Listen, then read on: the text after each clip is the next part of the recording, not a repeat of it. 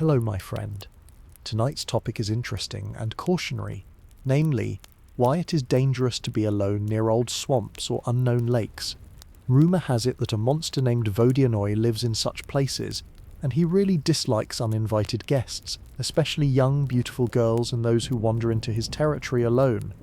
Today we will visit one of these places, but before that, if you are even slightly interested in this topic, please help me fulfill my dream and support me with a like, comment and subscription. In the hush between night and dawn, when reeds hold their breath and the black water is a mirror to every star, the old stories step forward like footprints in dew. They say there is a keeper beneath the surface, a watcher with skin the colour of drowned bark, a beard of green weeds drifting like moss in a slow current. They call him Vodyanoy, the water's memory given shape, a lord of still pools and mill ponds, of forgotten canals and sunken wheels, of marshes whose names are worn down to vowels by the wind. By day he is rumour in the fish's silver eyes. Children are warned, don't loiter at the lip of the old pond, do not answer if the cattails whisper your name, keep your wreaths for the living and your secrets for the saints. But secrets like water will find their own level, and wreaths are made with the intention to float. If you walk at dusk along the canal's hush, you will notice signs, a ring of bubbles where no fish rises, a pale feather turning and turning on a place that should be still, bullfrogs falling silent all at once, as if a black finger has pressed their throats closed. These are the water's eyelids. Lifting, you might say the current has shrugged, the miller might say the sluice is sulking again. But the grandmothers, who fold their hands and stir soup clockwise, will cross themselves and look to the willow. They leave a coin, because they remember the water is an old neighbour with a long memory, and neighbours must be greeted even when their windows are dark. Once the banks were crowded. Ferrymen, washerwomen, boys with eel spears, brides with wreaths bright as May. In those days the people kept treaties with the unseen. A loaf crust was cast to the whirls, a ribbon knotted in a willow's hair. In exchange the water turned its face aside when a child slipped, or it laid a drowned log across a deep mouth like a careful hand. But treaties loosen when stories fray, and the last ribbon faded to straw years ago. A wheel broke and was not mended. The ferryman's boat rotted on its rope like a bitten fruit, and beneath, where the beams creak with silt and fish bones, the Vodyanoy opened an eye. He began to travel again, a dark thought moving from pond to pond under green roofs of duckweed. He slid along clay walls, pulled himself by the roots with hands like sodden alder knots, and rose where the moon stitched a crooked path across peat. He wore a belt of rusted nails and mill keys. Sometimes a crow's feather clung to his weedy beard. Sometimes a mother-of-pearl button winked from his palm. He was not cruel for the sake of cruelty. He was old law, keeping old measures, balancing what had been taken with what must be returned.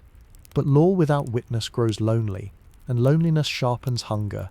The water wanted what wandered. It listened for the sound of footsteps that did not belong to any work or prayer. There is a village whose map has peeled away from the parish wall, where roofs lean in to listen to their own settling. Beyond it lies an old peat bog, patched with mirror lakes like lost shards of sky. A chalky path skims the rim of the largest pool, and children have been told not to run there. Even so, someone always does. Even so, someone dares to test the springy ground, to feel the earth quiver underfoot as if it were breathing. On certain evenings a girl from the village comes to the path with a pail, and a thought she has not told anyone. She stands where the sedges comb the wind, where the mosquitoes sow their quick stitches in the air, and looks at her reflection. The sky is inside the water, and she is inside the sky, and for a moment the world tilts.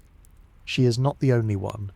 The Vodyanoy hears many, the quick steps of those who promise themselves to no one and to nothing, the careful steps of those who wish to be invisible, the sand-slow steps of grief. He does not always rise.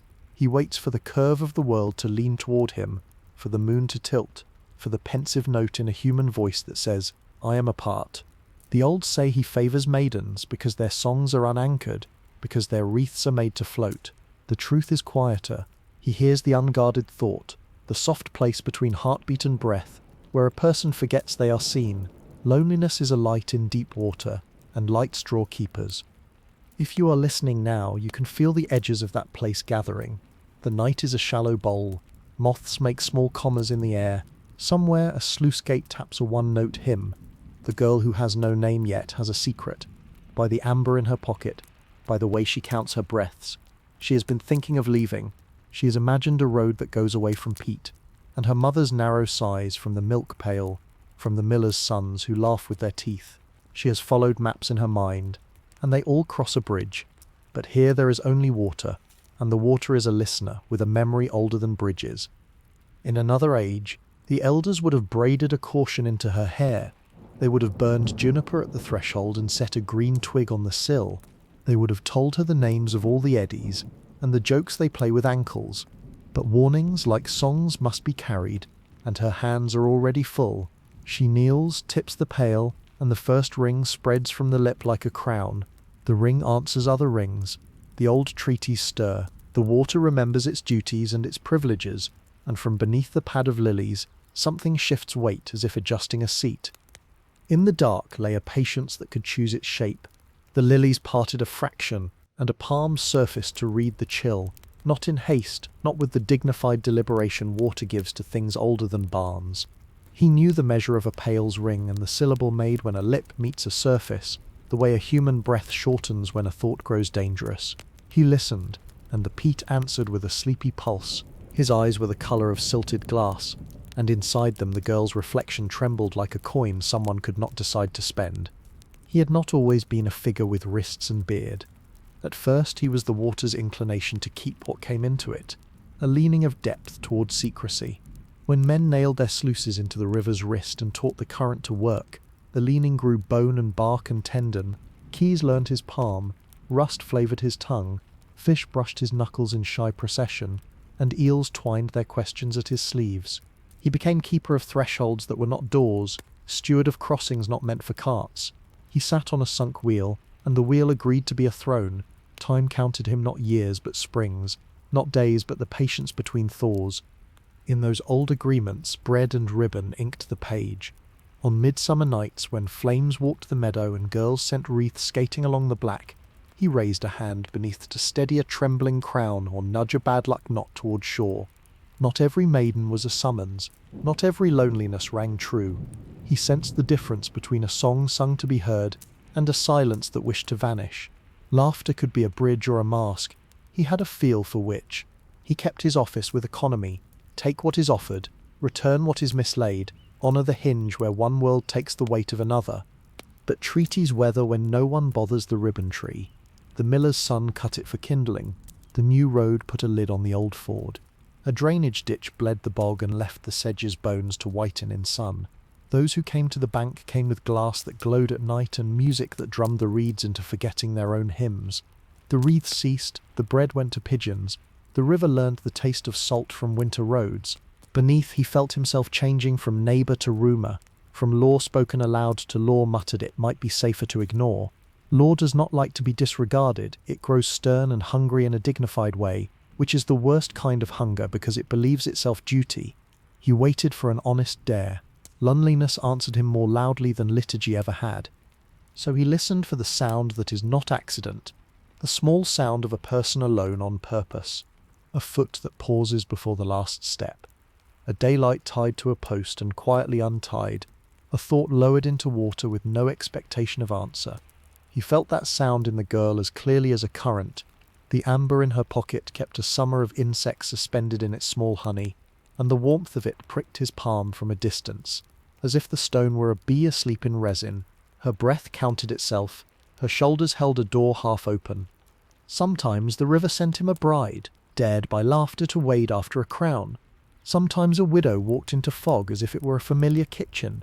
He received them with the balance of his office. A keeper is not a thief, but he is not a judge with a bench in the sun. His rule is geometry. What leans must be balanced. What calls must be answered. He favoured maidens, the old say, because their songs are unanchored. The truth is, the water knows unguarded thought, the way a pike knows the shiver of scales. It is not sex it seeks but surrender, not beauty, but the moment when a life sets down its weight and forgets to keep hold. Yet wreaths were for girls, and so the myth took that shape. Above, the pail tipped again. Rings married rings, the silver vows of contact joining in a word. The pools understood. She was thinking of a bridge not yet built, and a city that might not love her voice, and she felt foolish not for wanting, but for standing on a path that behaved like a sentence refusing to end. Prayer sometimes comes as choreography of small motions, a pail's tilt, a braid brushed clear of the neck. The reeds inclined their heads to listen. Somewhere a rail called once, embarrassed by its own cry. The moon rode from cloud to cloud. An old boatman with aching shoulders. On the far bank the willow that once wore ribbons presented its bare wrist to the night, and the scar of a cut was a pale line a thumb might learn by heart. He remembered feverfew braided into wreaths, bargains murmured to the water, the thud of a respectful loaf. He remembered a time when mothers laid collars of bread on the window sills for safe sleep, and the river kept watch like a hired man content to be paid in crusts and kindness. Now the engineering was inside him, a talk of duty, a draught of hunger, a beam of memory set against a new beam of listening. He watched her reflection, which did not look exactly like her. It looked like someone who had chosen a threshold and meant to cross it without witnesses. Thresholds are his parish. He slid a finger along the sunk wheel that served as his chair, and the old wood hummed like a name spoken into a bottle.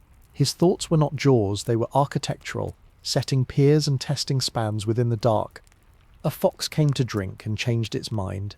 The air cooled with that almost imperceptible step back that means night is passing from one hand to another.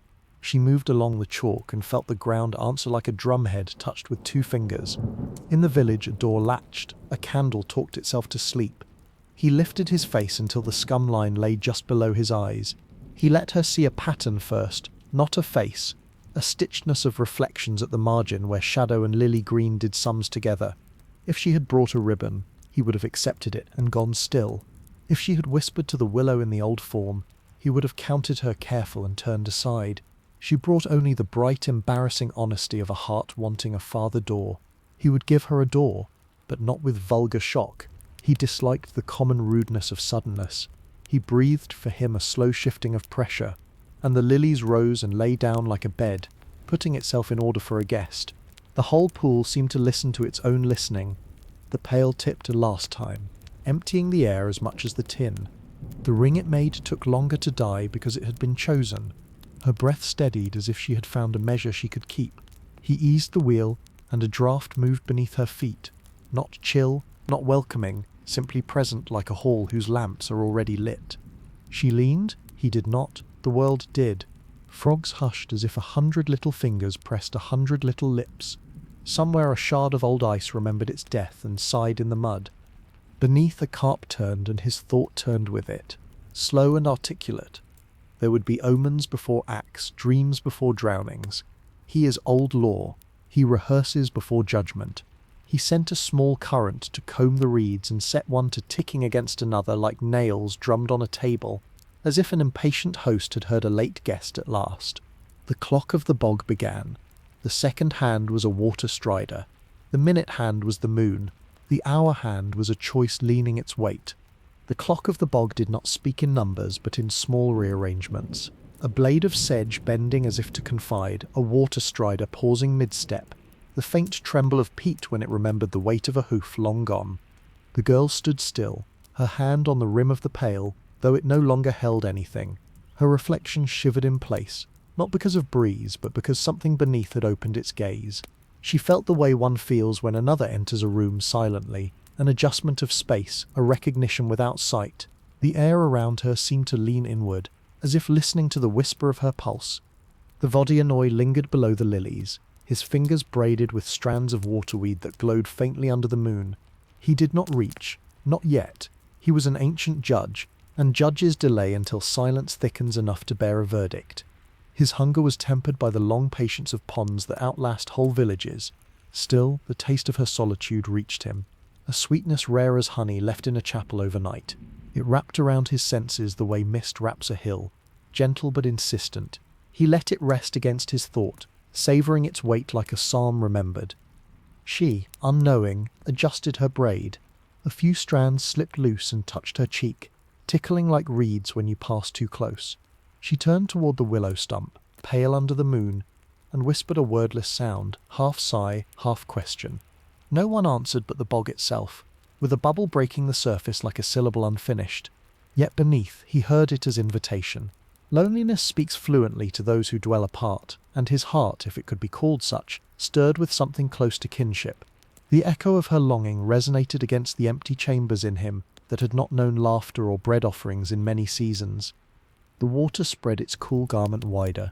Frogs drew farther back, their throats dimmed.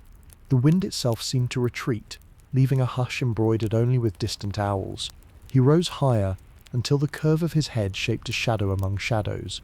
His beard streamed like weeds untethered, and the silver glimmer of a fish traced his jaw. To mortal eyes it might have looked as if the pond itself had grown curious, shaping features from nothing but reflection and depth. She blinked, uncertain whether the trick belonged to her own thoughts or the water's. She leaned forward, and the ground trembled beneath her weight. Peat is never solid, it remembers too many drownings. For an instant she steadied herself, hand pressed against her knee, and in that moment the distance between her breath and his world thinned to the width of a veil. He could have taken her then, swiftly like a reed cut by a scythe, yet swiftness would have denied the solemnity of his law.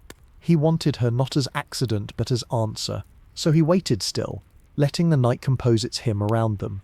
He remembered earlier maidens, faces blurred by centuries. One had carried marigolds and whispered promises to the air, hoping for a husband. Another had sung softly while braiding grass, tears hidden in her song. Each had stepped too near the margin, thinking themselves alone, and each had found his hand firm as wood, cool as the bottom of the well. Some had resisted, thrashing with sudden terror, but resistance is a spark easily drowned. Others had yielded with eyes closed, surrendering as if to sleep, and those were the ones he carried gently, letting water fold around them like a quilt. He had grown accustomed to being both feared and needed, an arbiter of solitude in a world that often mocked it. The girl's shadow leaned long across the surface, broken by the tiny ridges of insects skating. She closed her eyes a moment, whispering again, this time with more shape. Perhaps it was a prayer, though not to the saints whose names the church had pressed into her lips. Perhaps it was to a nameless listener, someone or something who might acknowledge her without judgment. The Vodyanoy listened, and her murmur fell into him like rain into an old cistern, filling cracks long dry. He almost felt gratitude, though his nature translated it into resolve. Slowly he raised one hand from the depths. The water clung to it as though reluctant to let him leave. Fingers surfaced, green and pale, knotted like roots but articulate. They made no sound, but the ripples spread outward, brushing the bank where she stood. She shivered, sensing something but not naming it. Her breath caught, then steadied. The night pressed closer, expectant. Had she opened her eyes at that instant, she might have seen what waited.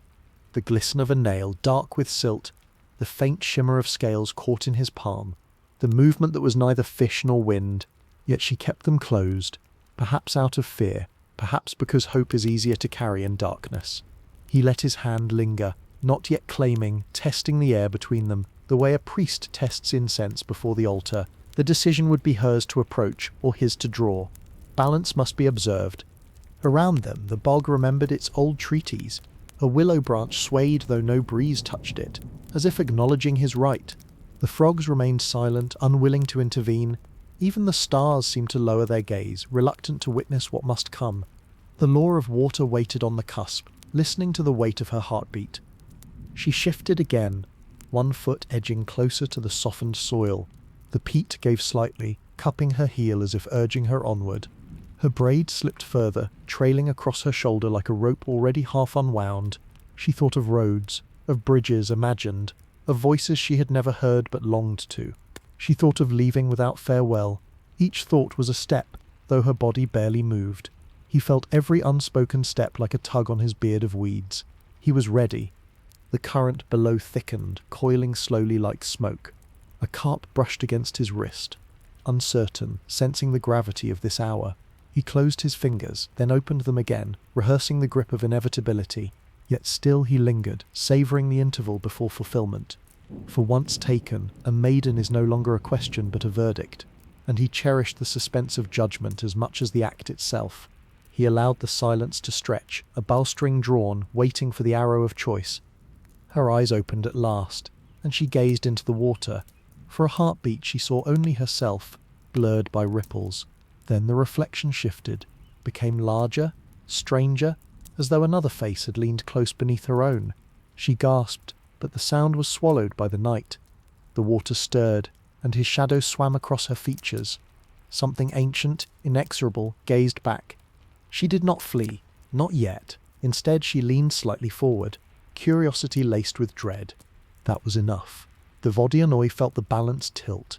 His law stirred to life, ready to be carried out. The reeds ticked against one another like the turning of pages. The hour had advanced, yet even then he delayed a fraction longer, for the savour of suspense was sweet, and the night had not yet exhausted its secrets. The reflection swam like a secret being revealed too soon, a presence long hidden pressing against the fragile skin of the world. She bent closer, drawn by the shimmer, and the water welcomed her gaze with patience that was also lure. His eyes, half formed from shadow and ripple, looked into hers with the depth of a night that had never ended. For a moment she thought she saw sorrow there, a loneliness answering her own, and that gentleness steadied her fear. Yet beneath that surface of sympathy lay the gravity of old law, the vow that what leaned too far toward water must be gathered into it. The Vodyanoy rose higher, shoulders sculpted from currents, his beard of reeds drifting like prayer banners. He carried with him the silence of centuries, a dignity that could not be mistaken for kindness. When he breathed, the pond sighed with him, releasing bubbles that turned the moonlight into silver rosaries across the surface. The girl's heart pressed harder against her chest, but she did not turn. Curiosity is a key that fits many dangerous locks, and hers slipped without resistance into his waiting hands. He felt her wonder as clearly as one feels a stone set upon the palm. Weight, texture, intention. She stretched out her fingers above the water, hovering, uncertain. The distance between skin and surface narrowed to a trembling breath. He did not seize. He let the ripples rise to meet her, a caress disguised as accident. The touch was cool, almost tender, yet within it coiled the promise of depth. She drew back, startled, but only a step. The reeds ticked more insistently, like anxious witnesses, but none would intervene. Her pail tipped from her grasp and rolled on its side, the dull sound muffled by the moss. She hardly noticed. Her whole being was caught by the gaze beneath her own, as if she stood before a mirror that showed not what she was, but what waited. The Vodyanoy thought of the treaties, of bread crusts softened by water, of ribbons bleached by weather. None of those tokens had been offered tonight. Yet in her unguarded heart lay something more potent, a gift unshaped by ritual. Her yearning was raw, without the polish of tradition, and it shone in the dark like a fish scale. He weighed it against the silence of the pond, against the debts owed him by generations who had let his rights fall to dust. He was not cruel for cruelty's sake. He was balance. To restore the ledger, he needed what only she could provide, a life on the cusp of leaving itself behind. Her lips parted as though to speak, but no word came. Instead, a tear slipped down her cheek, caught by the pale light, and fell into the water. The drop widened into circles that touched his brow like benediction. He received it as a vow. He knew then that the hour had ripened.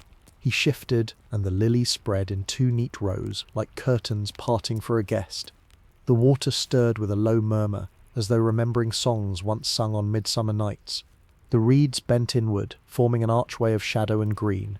She saw it, and a part of her believed it was invitation, a doorway into some gentler realm where her secret longing might be understood. She leaned further. The soil gave underfoot, soft, persuading.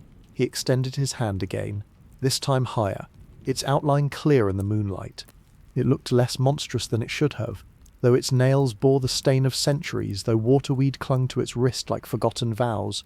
To her, it seemed like a hand reaching not to seize but to guide. She hesitated, trembling, then let her fingers brush his. The touch chilled her to the marrow, yet it was not without allure.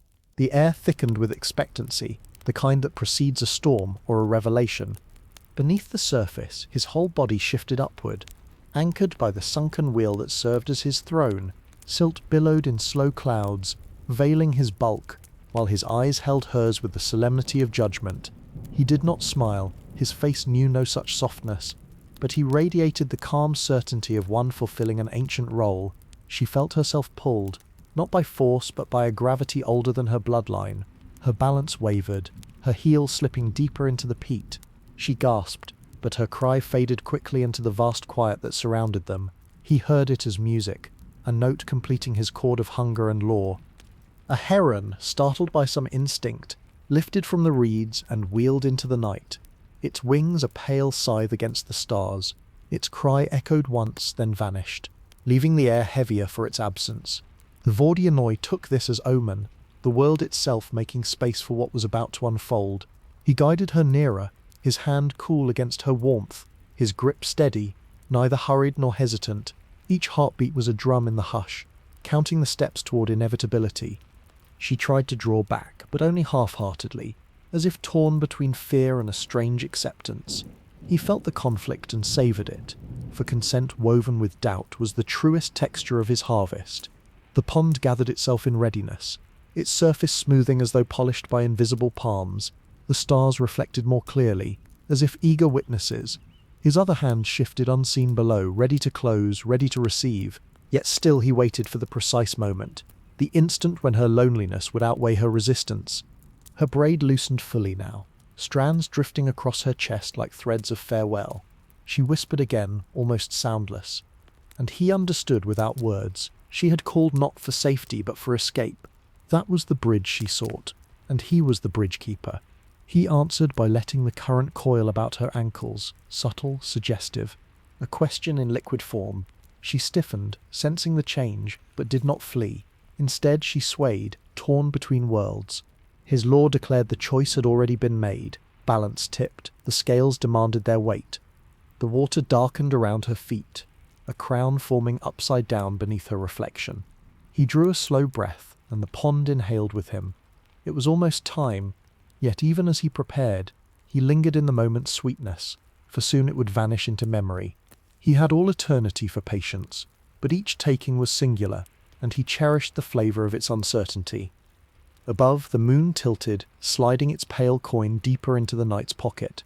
The reeds ticked louder, impatient. His grip tightened slightly, enough to remind her that choice and fate were now indistinguishable. The pond hushed further, as if every creature within had turned its face away.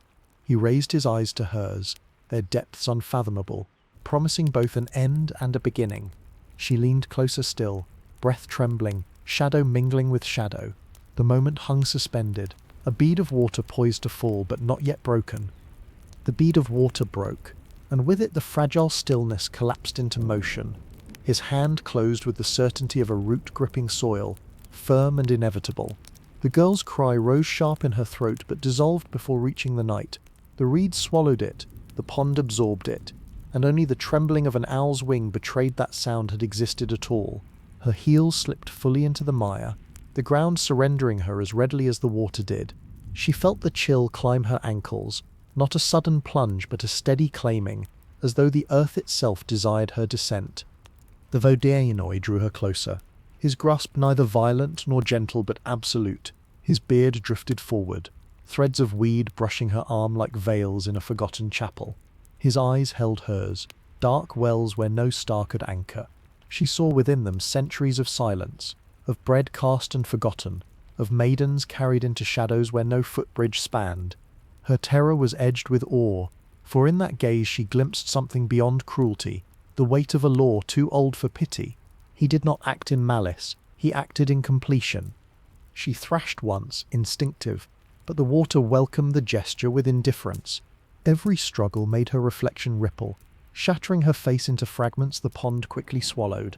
The more she fought, the more she felt her strength dissolve into currents that carried no urgency. Resistance felt like arguing with sleep, a motion doomed to fail because the body itself longed for rest. She gasped again, and the cold kissed her lips. He leaned closer, a monarch drawing his subject into an audience chamber, and the lilies folded against her shoulders like ceremonial garlands. Beneath the surface, silt bloomed upward, veiling her in a cloak of soft darkness. Carp scattered but soon returned, circling with the solemn curiosity of acolytes. The sunken wheel groaned faintly, sensing its lord's movement, its wood swollen with centuries of promises. He guided her downward with the composure of a keeper, escorting a guest across a threshold. Her braid loosened fully, strands trailing like offerings into the current. She did not scream again. The cry had lost meaning once it was not answered.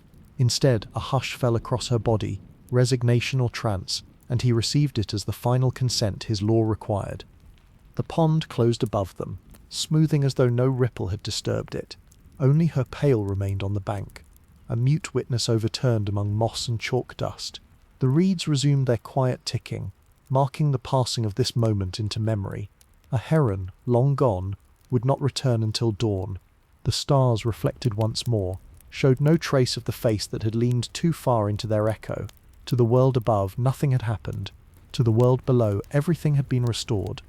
The Vodyanoy seated her upon the wheel beside him, as if welcoming her to a throne long prepared. Her eyes fluttered in the murk, adjusting to a realm where shadows breathed.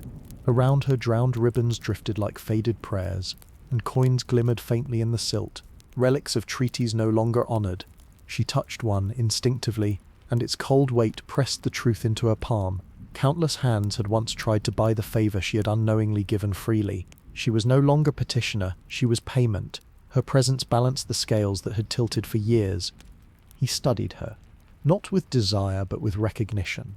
She was not the first nor the last, but she was singular in her loneliness, and that made her precious.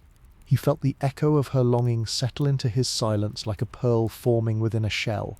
Her body shivered, the human instinct still clinging, but already her breath slowed to match the rhythm of the water. He raised a hand, and a current curled around her gently, shaping itself into a seat, a cradle. She yielded, eyes closing, her chest rising with slower cadence. He accepted her surrender as both verdict and vow. Above, the willow shivered once, though no wind moved it. In the village, a mother woke, and without knowing why, whispered her daughter's name into the dark. The name reached no ear but her own, falling back heavy as stone. Such is the cruelty of silence. It answers all prayers with stillness. The Vodyanoy heard it faintly, as one hears bells under water, but it did not sway him. He was keeper, not rescuer. His duty was to balance, not to console. Yet in some chamber of his being, a hollow filled with her presence, a reminder that law can be lonely even when fulfilled. The night deepened, stars wandered west. A mist unrolled across the bog, concealing all traces of what had occurred. In days to come, villagers might whisper of the missing girl, pointing to her empty pail. They might weave warnings for their children, telling them not to stray near the chalk path, not to listen to the whispers in reeds. They would remember again, for a time, the old laws. Perhaps they would knot ribbons once more. Perhaps bread would find its way back into the water. But memory fades quickly when dawn returns with its chores, and treaties fray as surely as rope left in rain. The Vodyanoy reclined against his wheel, eyes closing, his beard fanning in the dark. Beside him her figure glowed faintly, caught between flesh and spirit, no longer fully one nor yet the other. He did not speak, for words were inventions of those who feared silence. Instead he let the water hum, low and endless, the song that had always been his. Her loneliness had been gathered into him, and in that gathering he felt a shadow of peace. Yet even peace is temporary, for the world above would forget again, and forgetting always tilts the scales. He knew more footsteps would come. The reeds ticked on, marking hours no clock would ever name. The reeds ticked on, their frail percussion keeping time for a kingdom few dared to enter. Beneath that measured rhythm, the girl drifted in the water's embrace, no longer thrashing, no longer distinct from the currents that cradled her. Her hair swam about her face like a drowned wreath, her eyes half closed as though she were listening to a lullaby only she could hear. The Vodyanoy studied her with his patient solemnity, the gaze of a being who has seen countless arrivals, yet weighs each one as singular. He touched the wheel beside him, its wood swollen and cracked, and felt the echo of centuries hum through its spokes, as though the drowned machinery approved of another soul added to its court. Around them the deep glowed faintly with fragments of memory. Ribbons, coins, buttons, fragments of shoes and combs drifted in slow procession. They were relics of those who had come before, each carrying a trace of the hearts that once warmed them. To human eyes these objects would seem pitiful remnants, but to him they were hieroglyphs of longing, prayers in another language. The girl's presence joined them, her body glowing faintly in the murk, her loneliness absorbed into the ancient archive of his dominion. She had crossed the threshold not with ritual but with yearning, and that made her precious. He let her presence resonate in him, filling the hollow places where silence had grown too heavy. Above, the village dreamed on, ignorant. A mother turned in her bed, murmuring her daughter's name again without waking. Dogs shifted in their sleep, unsettled by something they could not name. The moon pressed on in its patient arc, indifferent, scattering pale scales across the pond. In years to come, the girl's absence would grow into whispers, into cautionary tales retold at firesides. Some would claim she had run away, following her restless thoughts. Others would whisper she had been taken, as so many once were, by the Keeper of Water. The truth would sink with her, joining the wheel's chorus of forgotten certainties. The Vodyanoy leaned back, his beard unfurling across the silt, his eyes narrowing to slits of dark light. He was not triumphant, for triumph belongs to creatures who compete. He was fulfilled, in the way a scale rests level when the proper weight has been placed. Yet fulfillment is fleeting, for balance tilts again as soon as men forget. Already he felt the stirrings of hunger's return, not sharp, not impatient, but steady as the flow of unseen springs. He knew more would come. They always did. The world above had grown careless again, and carelessness feeds the deep. He let his gaze drift across his kingdom. The carp circled in solemn patterns, tails stirring dust into clouds that gleamed like smoke. A frog skeleton, long since bleached, rested in a hollow, its fragile bones undisturbed. Coins glittered like captive stars. His throne of wood creaked, shifting under unseen currents, and the girl, half asleep now, half spirit already, drifted near him, her breath slower than the water itself. He placed a hand above her brow, not quite touching, letting the current do the work of comfort. She sighed, or perhaps the water sighed through her. He accepted both as the same. Outside, the mist thickened, laying its cloak across the bog. Travellers on the far road might see the haze and quicken their pace, whispering warnings without knowing why. The bog exhaled its secret into their bones, and fear answered faithfully. In the village, the oldest remembered the old laws, how bread once floated like tiny barges on feast nights, how ribbons once fluttered like bright birds from the willow.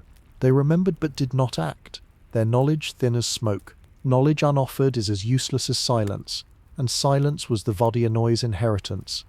He sat in that silence, and it suited him. Yet something unsettled stirred. The girl's loneliness had not vanished, but had joined him, shaping a new chamber within his vast quiet.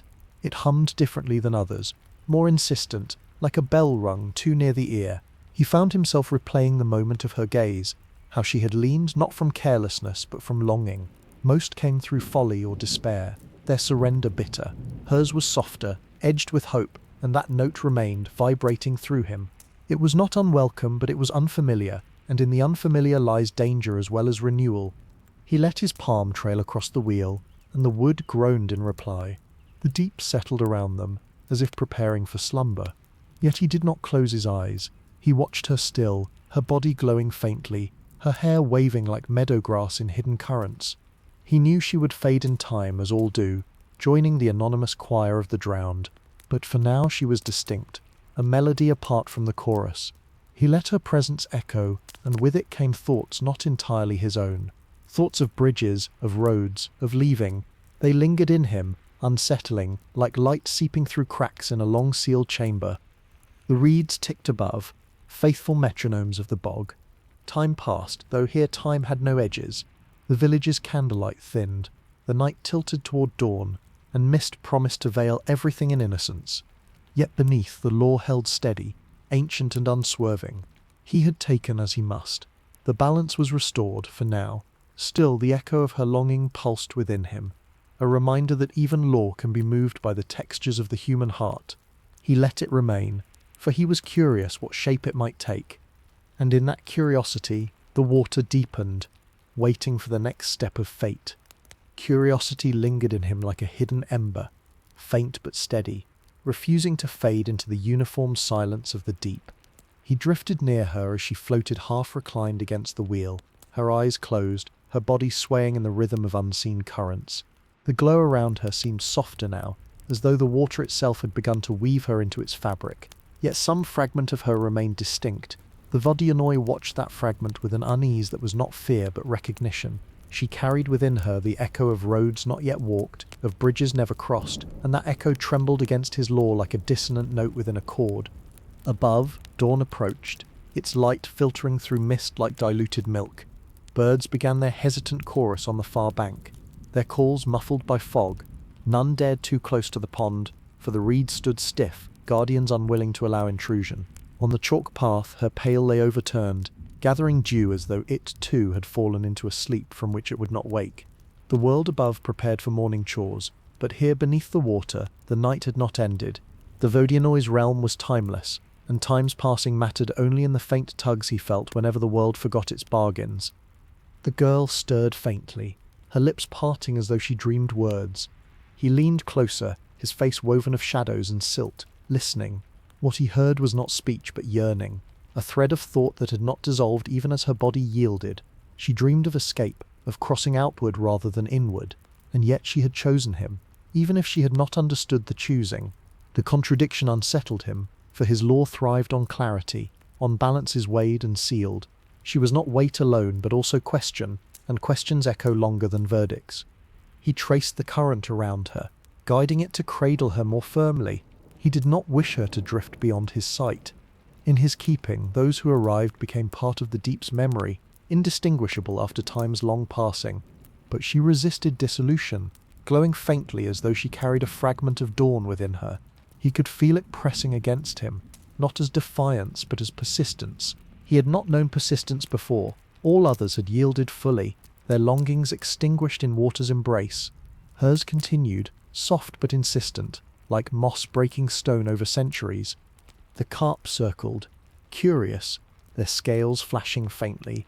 A few brushed against her hands and she did not recoil. Instead she sighed, and the sound rippled outward, softening even the creak of the wheel. The Vodyanoy felt that sigh inside him, a warmth unexpected, as if her presence had stitched a seam between his hunger and his solitude. He did not welcome warmth. It was foreign to water's cold decree, yet he did not banish it either. He lingered in its strangeness, wondering if this was how mortals felt when prayers were answered, not with triumph, but with the unsettling sense that something beyond their measure had touched them. On the bank, the willow shivered again, a motion uncaused by wind. The tree remembered in its slow wooden way the touch of ribbons once knotted in its hair. The absence of those offerings weighed upon it as the absence of bread weighed upon the water. Perhaps it leaned toward him in sympathy, for it too was left untended. Perhaps it leaned toward her, sensing a spirit not yet fully claimed. In any case, its reflection trembled on the pond, and he felt its presence like a companion thought, brief and passing but undeniable. The girl opened her eyes within the water. They did not widen in panic as others had. They gazed softly, uncertain yet not uncomprehending. For a moment they seemed to meet his, and he held that gaze, dark against pale, silence against whisper. She did not thrash. Instead she raised her hand as though testing the texture of the water itself, fingers brushing silted current. He let her, allowing her the illusion of freedom, though in truth she could not rise again. Yet her calm disarmed him. It was as if she had chosen to dwell in the question rather than the answer, and he found himself listening to that choice. Above, the mist thinned with the strengthening of day. Voices of villagers began to stir faintly, carried by wind, though none ventured close enough to pierce the fog at the pond's edge. Dogs barked distantly. Bells tolled faintly in the church tower, calling souls to prayer. The sound seeped through soil and water, muffled but present. He felt it brush against his kingdom, and the girl's eyes flickered as if she recognized it. For an instant her glow brightened, as though the tolling had kindled her from within. The Vodyanoy frowned, not with anger, but with the gravity of one reminded that balance is not easily kept. The tolling passed, fading into the hum of morning. Yet the impression lingered. She closed her eyes again, but the faint brightness remained, woven into her as stubbornly as her longing. He considered pressing her deeper, into the silt, into the anonymity that awaited all who entered his court. Yet he hesitated. To force her too soon would be to silence the very quality that drew her to him, the unguarded yearning that made her valuable. He decided instead to let her linger, to watch, to see how long her glow endured. He was patient, older than bells, older than bridges. Patience was not burden but breath to him. The reeds ticked on, marking a rhythm neither human nor divine but ancient, impartial. The girl drifted, glowing softly, a fragment of dawn resting in the dark. He remained beside her, guardian and captor both, wondering for the first time whether balance might mean something more than simple taking. The water listened with him, as though awaiting what she might become. And in that waiting, the deep grew restless. For law unsettled is law alive, and the world was not done testing its keeper. The deep grew restless, its currents shifting in subtle spirals, as though the water itself debated what shape it ought to take. The Vodyanoy remained still, yet within him thoughts moved like slow eddies, circling the glow that clung to the girl. She lay half weightless in the current, her body neither resisting nor entirely surrendered, and her faint brightness unsettled the hush. It was not a flame, not even a gleam, but the suggestion of something that refused to dissolve, and that refusal hummed against the old law like a dissonant string in an ancient instrument.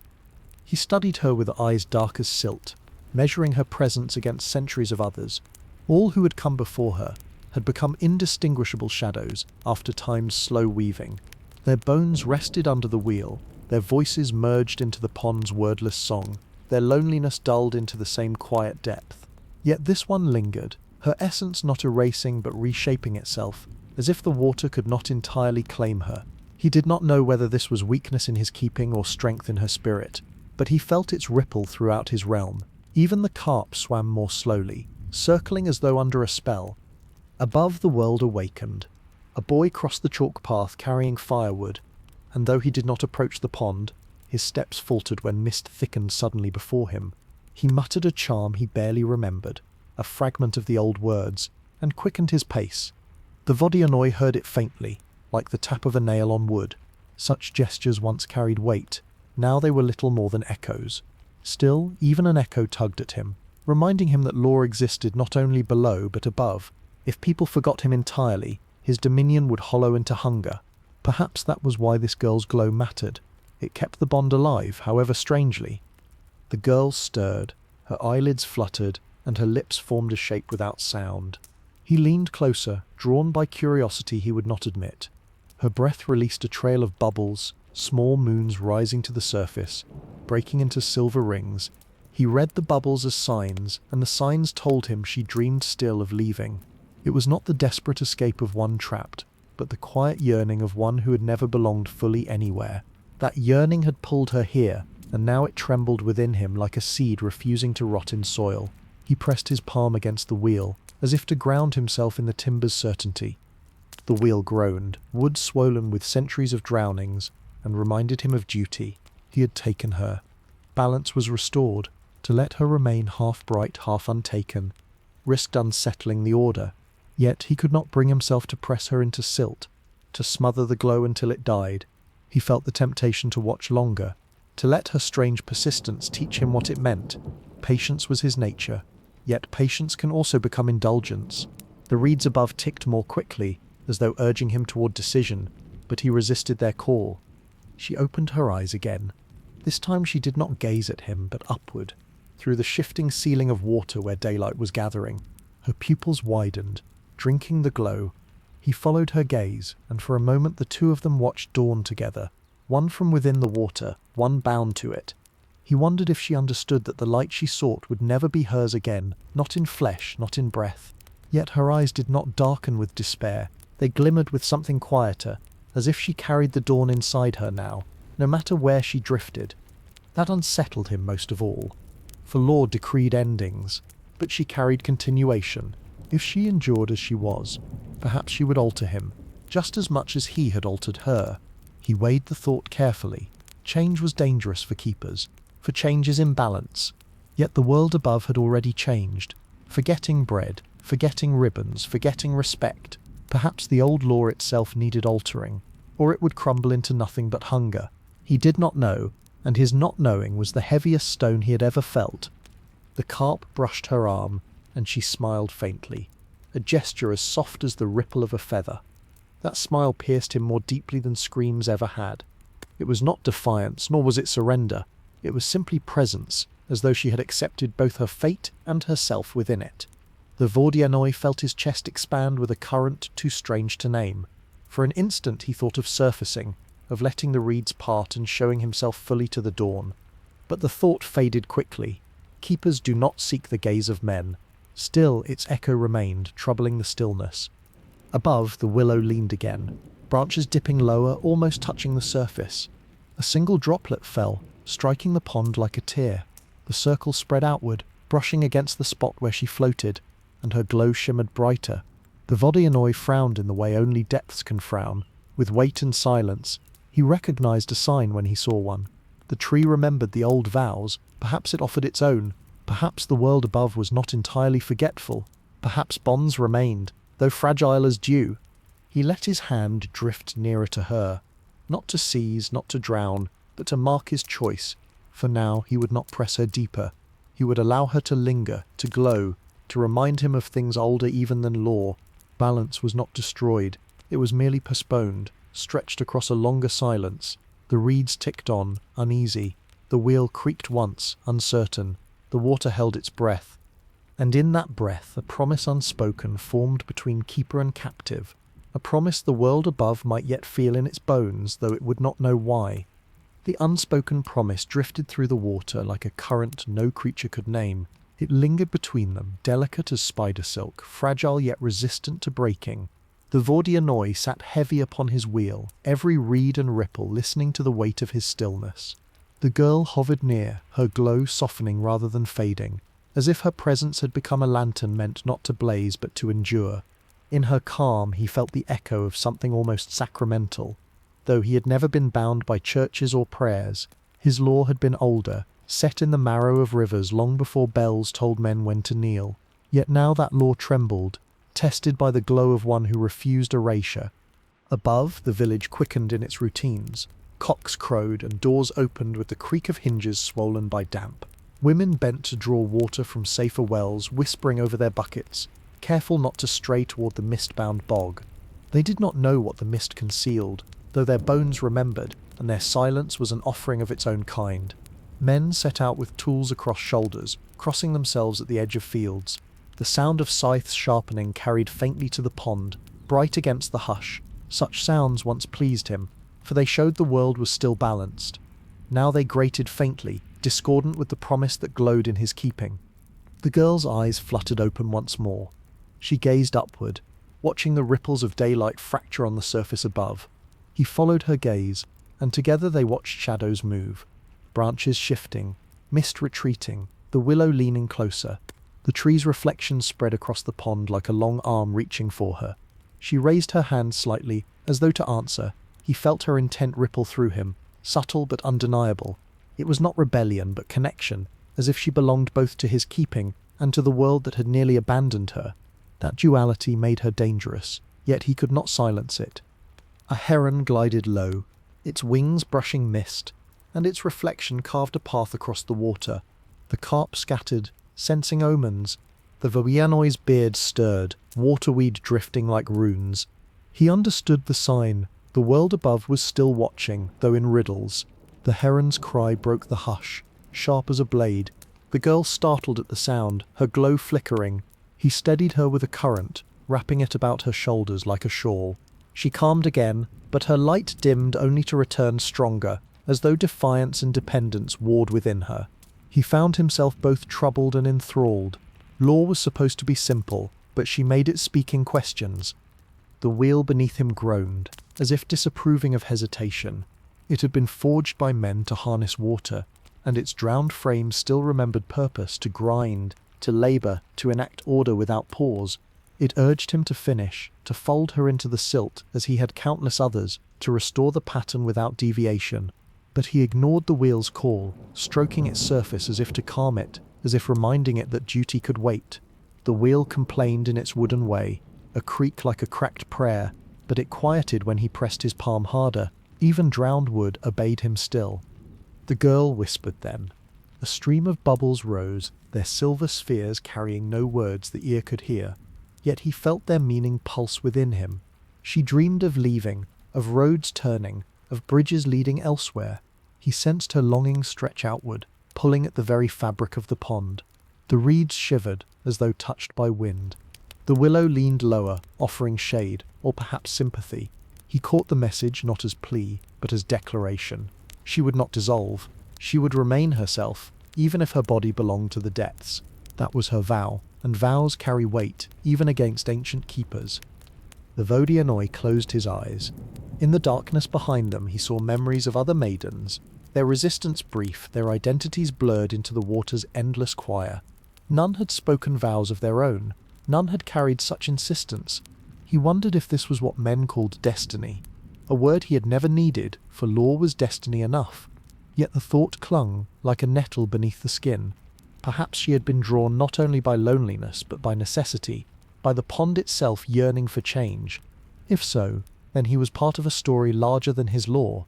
The thought unsettled him, for keepers do not exist in stories.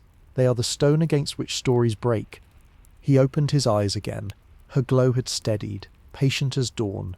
She met his gaze, unafraid, and in that meeting he felt the balance shift again. Not a collapse, but a tilt, subtle yet irreversible. He could not unsee what she was becoming in his care. She was no longer simply weight to restore a ledger.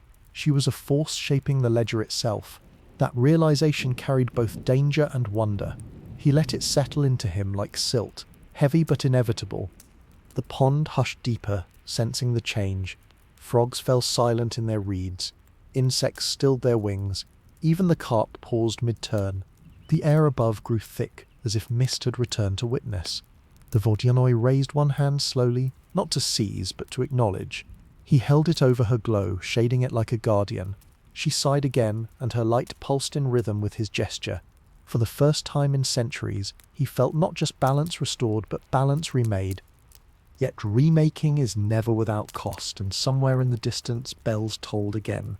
Slow, deliberate, as if warning both pond and village that their old treaties were shifting towards something neither yet understood. The bells tolled, their sound carrying across the fields like waves of iron, muffled yet insistent as they reached the water. Each peal seemed to strike not only air but depth, unsettling layers of silence that had rested unbroken for generations.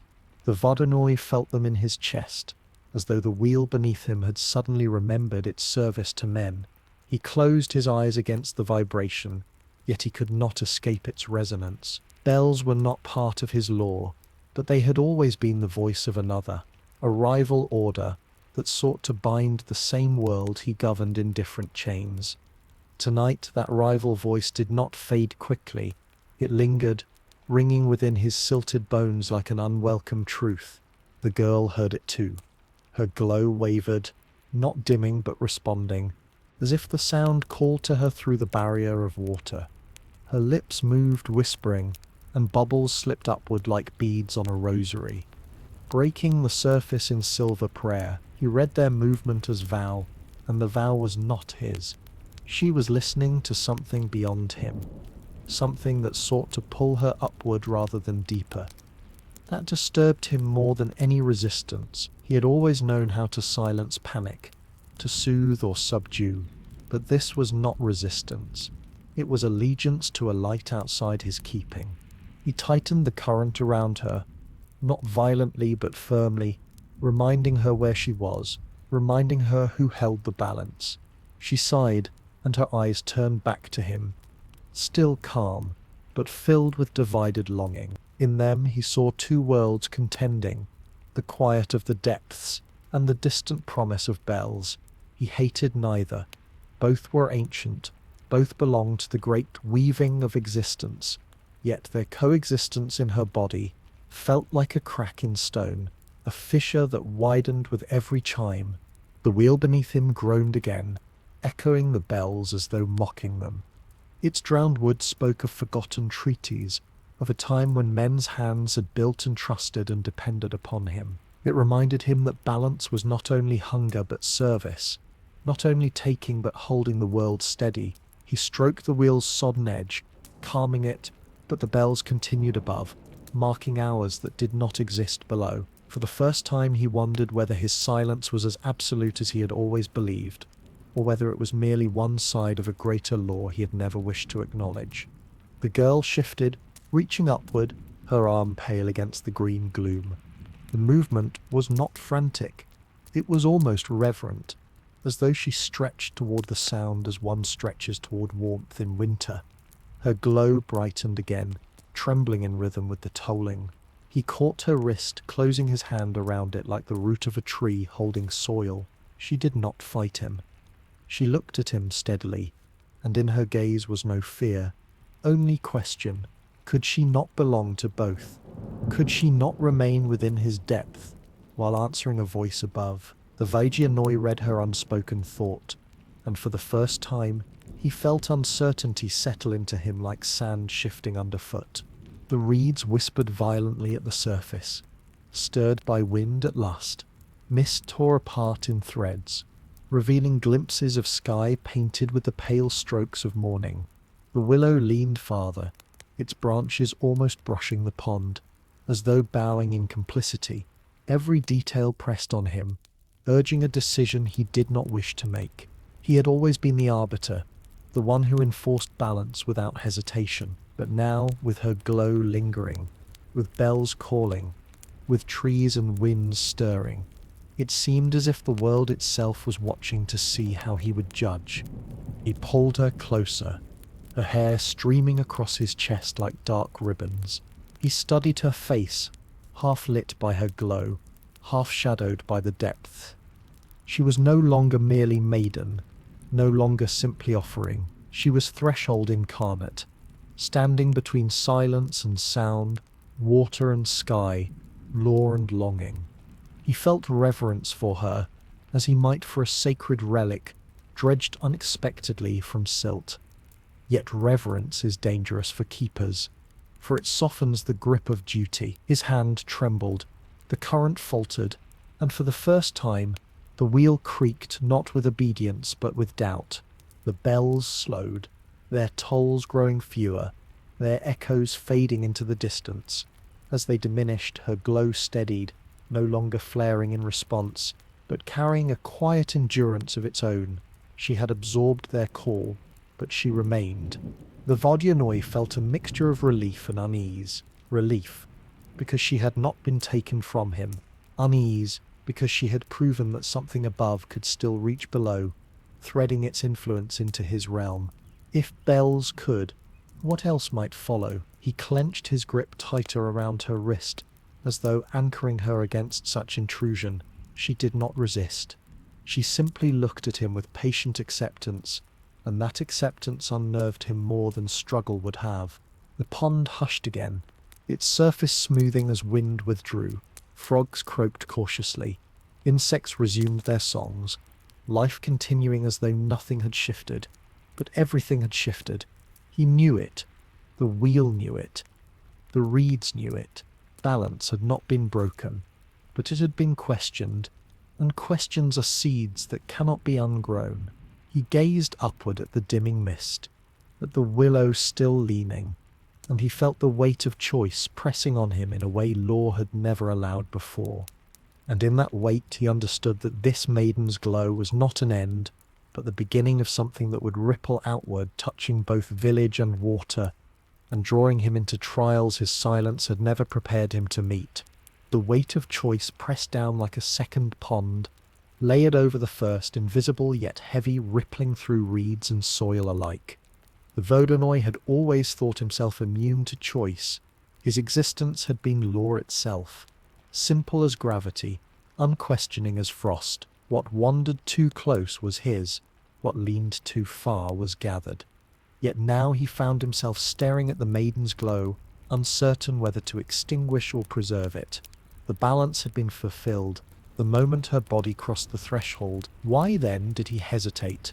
Why did he linger as though her presence had undone centuries of certainty? She floated near him, hair waving in slow spirals, eyes half-lidded but clear enough to fix on his. She was not pleading. She was not begging for release or fighting for air. She was simply present, carrying her own silence beside his. That silence unsettled him. It was not surrender. It was companionship. And companionship was something he had never invited, never required, never allowed. He was keeper, not partner. His dominion had been solitude, and solitude had been strength. Yet here she was, unbroken, unabsorbed, refusing to dissolve fully into his hush. Above, morning spread its pale cloth wider. The village sounded more insistent now. Tools striking wood, the bark of tethered dogs, the faint laughter of children running across fields still damp with dew. The bells had ceased, but their echo remained, faint yet steady, lodged in the marrow of the air. He felt it vibrating even through the water, threading itself into his stillness. The girl felt it too. Her glow pulsed faintly in rhythm, as if her heart beat not to the current's law, but to a song sung above. He tightened the current around her, but it did not erase the rhythm. Her light endured. The wheel groaned again, a slow complaint that sounded almost like speech. It reminded him of its function, its servitude, its long memory of men's hands and water's obedience. He pressed his palm against its sodden wood, and it shuddered beneath him, not resisting but reminding he had always been enforcer. Yet now even the wheel seemed to question whether enforcement was enough. The girl's presence had unsettled more than silence. It had awakened doubt in his throne itself. He frowned deeply, the lines of his face echoing in the ripples, and the water darkened with his thought. She raised her hand again, slowly, deliberately. Her fingers brushed the current as though testing it. Not fighting, not yielding, but exploring. She was learning his silence, touching its edges. He let her for reasons he could not name. Perhaps he wished to see if she could teach him in return. She turned her eyes upward once more, and he followed, watching dawn spread thin lines of gold through the mist. For the first time he felt as though he too were looking outward, not only guarding inward. That was her influence, subtle as breath, but strong enough to tilt the very weight of his realm. The carp stirred, swimming in patterns that seemed almost ceremonial, weaving circles around them both. The reeds shivered above, whispering of omens. The willow leaned so far that one branch finally brushed the pond, sending ripples across the surface. A leaf broke free and sank slowly, its green deepening as it descended. It came to rest upon her shoulder, and she touched it gently, as if it were an offering. He watched this with unease, for it felt as though the tree itself had entered their covenant. Law was supposed to be between him and mortals alone. The world around them had never interfered. Now even wood and leaf were bearing witness. He shifted his gaze back to her face. The glow framed her like dawn breaking beneath water, fragile yet undeniable. He wondered whether she knew what she was doing to him, whether her persistence was conscious or simply the nature of her spirit. He had gathered countless before her, and none had lingered like this. Why her? Was it chance, or was it design? The thought that design might exist beyond his grasp was dangerous, but he could not banish it. He let it settle instead, heavy as silt, immovable once laid. She sighed then, and the sound trembled through him, as though the pond itself had breathed. Her lips parted, and another trail of bubbles rose, small and steady, each one a silver bead ascending toward the waiting sky. He read their motion as prayer, though he could not decipher the words. He only knew they were not for him. Yet even that did not anger him. Instead he listened, curious, unsettled by his own restraint. It was as though her presence had unbound something within him, something that had been hidden under centuries of certainty. Curiosity was not law. Curiosity was a choice. The reeds ticked faster, their rhythm impatient, urging decision. The wheel groaned once more, demanding closure.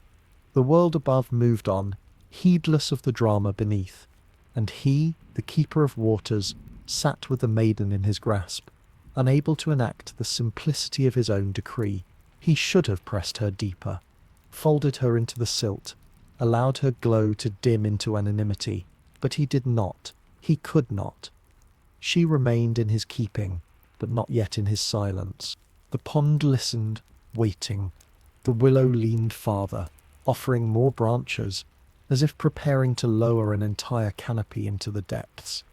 Even the air above thickened, holding breath. He realized then that what bound her to him was not only loneliness, but witness. She had been seen by water, and water does not unsee. She had crossed into him, but she had also brought herself fully, refusing to dissolve. That truth was now part of him, etched deeper than law. And so he waited, heavy upon his wheel, holding her wrist as though holding the hinge of two worlds, knowing that one day soon, choice would no longer be a delay, but a demand. He waited, heavy upon the wheel, her wrist enclosed in his grip, as though it were the hinge of two worlds. and the water itself seemed to suspend its breath with him. Yet waiting is not absence. It is a presence of its own kind, thick and watchful. The currents coiled around them, listening as if each thread of water wanted to learn what the keeper would decide. The girl's glow remained steady, undimmed, a patient flame beneath the silted veil. Her eyes were half closed, but within them a calm endurance pulsed, unbroken by fear, untouched by despair. That calm was stranger to him than resistance would have been, and in its strangeness he felt the silence of centuries begin to loosen. Her hair floated outward in dark spirals, brushing the drowned spokes of the wheel. Once those spokes had turned grain to flour, feeding mouths that later forgot the hand beneath the water. Now they turned nothing but memory, creaking faintly with each shift of current. She touched one absent-mindedly, fingers grazing its worn wood. He felt the tremor pass through the wheel into his own body. It was as though she had not only touched the wheel, but touched him, unsettling the marrow of his being. He did not recoil. He let the tremor settle, and in that settling something new was born. The realization that perhaps she was not his prisoner, but his mirror. Above, the sky cleared further. Sunlight began to press against the mist, breaking it into drifting tatters. A shaft pierced the surface of the pond, scattering into silver coins that danced down into the depths. The girl's glow mingled with that light, weaving together until it was impossible to say where her radiance ended and the sun's began. He narrowed his eyes against the brightness. Light had always been his opposite, banished from his dominion, but now it entered without permission, carried on her presence. He ought to have resisted it. Instead, he watched with a stillness that bordered on awe. She lifted her face toward the light, and in that gesture he read both gratitude and yearning. Gratitude for the warmth that had not abandoned her, yearning for the sky she would never touch again. He should have tightened his hold, dragging her deeper, smothering the last trace of her upward gaze, but his hands slackened instead. Not enough to free, but enough to acknowledge. She noticed, for her eyes flickered toward him, questioning. In that silent question, he felt exposed, as though she could see beyond his beard of weeds, beyond his skin of bark and silt, into the old loneliness that had shaped him. The reeds whispered fiercely, warning. The willow groaned as though straining under its own leaning. Even the carp grew restless, circling with tails lashing in agitation.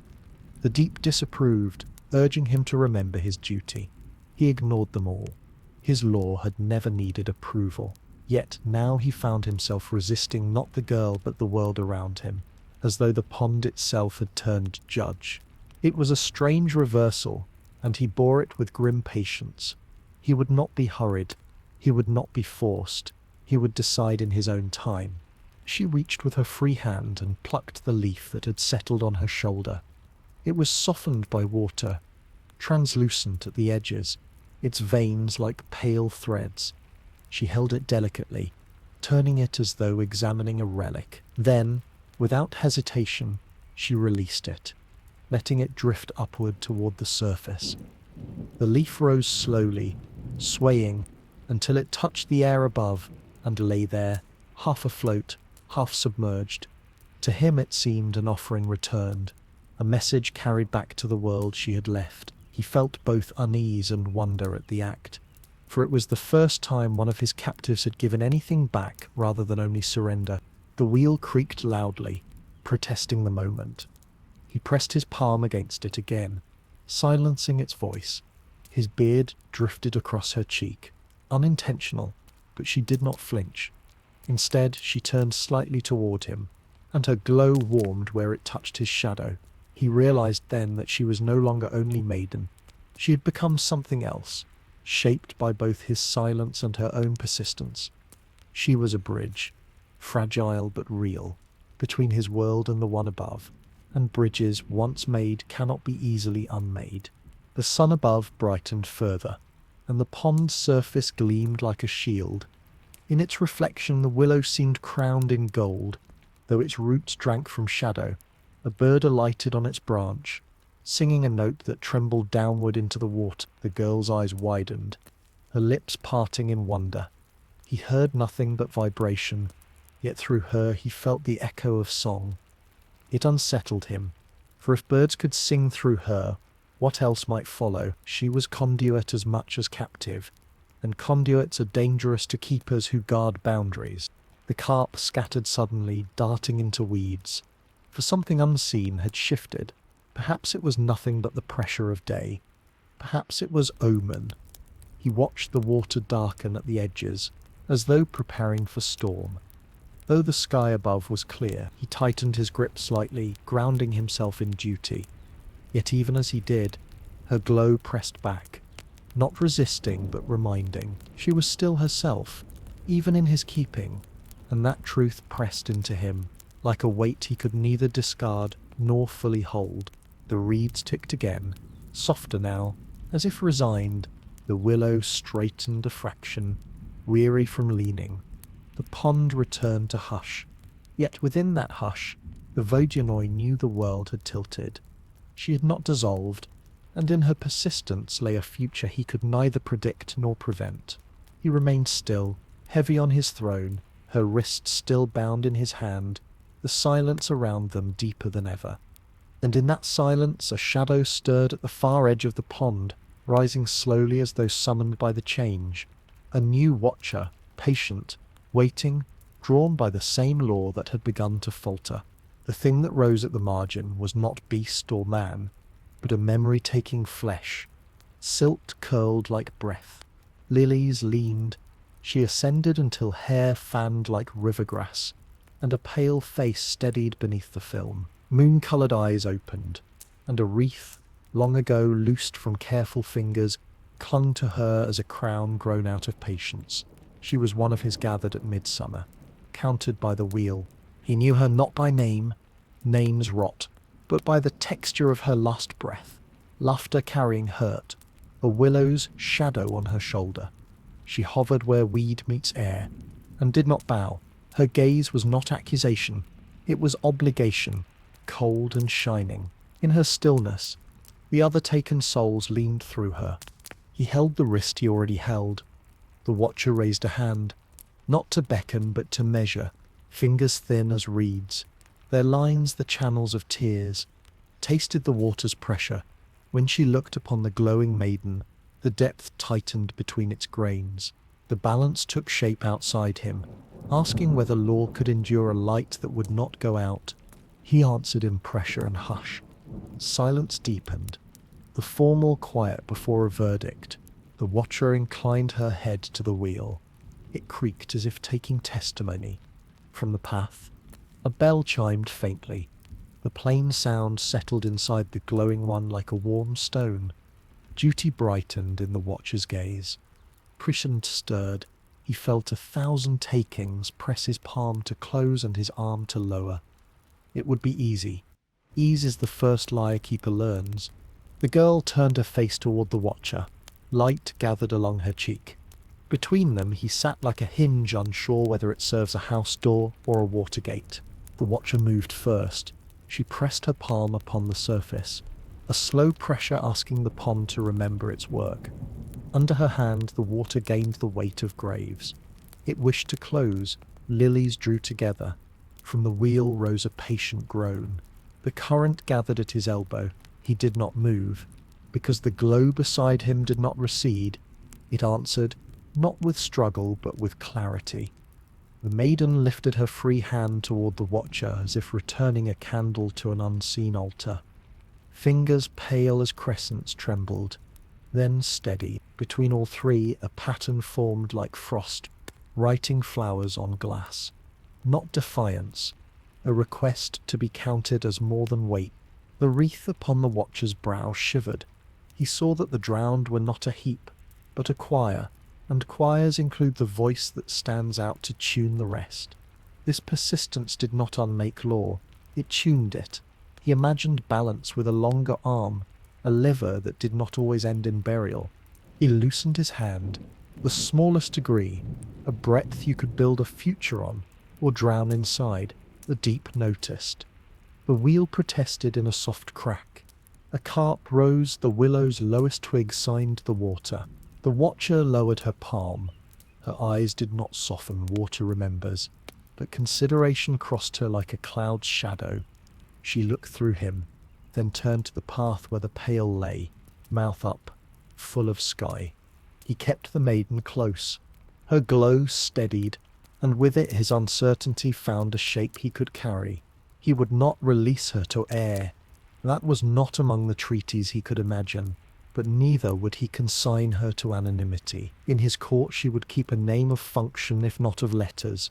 The lantern in the mill room of the deep. At that naming the pond shifted its weight. The watcher drifted sideways, testing. A thread of her hair caught a lily and unspooled. Down the ditch a runnel spoke. The river leaned its ear. Other keepers woke in culverts and races, turning toward his decision. Word travels in water faster than in mouths. The lantern lifted her palm to his, not to leave but to remain. The touch was cool and astonishing. Between their hands the current braided, three-stranded, hunger, duty, and a third with no name yet. The nameless line hummed. It ran outward through silt and plank and root. Stillness became listening. The watcher paused at the outflow and inclined her head, wreath tilting. If she had words, they were the weight of water itself, and he received them not as permission keepers do not petition, but as acknowledgment that a precedent had been set. She sank by degrees, until the pond was a mirror with a slight memory in it. Lilies reopened. Beneath, he and the lantern sat with a wheel that had learned a new sound, but the cost had not yet come due. Balance altered must balance again. Elsewhere, he felt that truth arrived like cold under bark. Somewhere upriver a sluice would jam. Somewhere a boy would be pulled back from a mistake by a stumble not his own. He would pay and be paid. This glow the measure.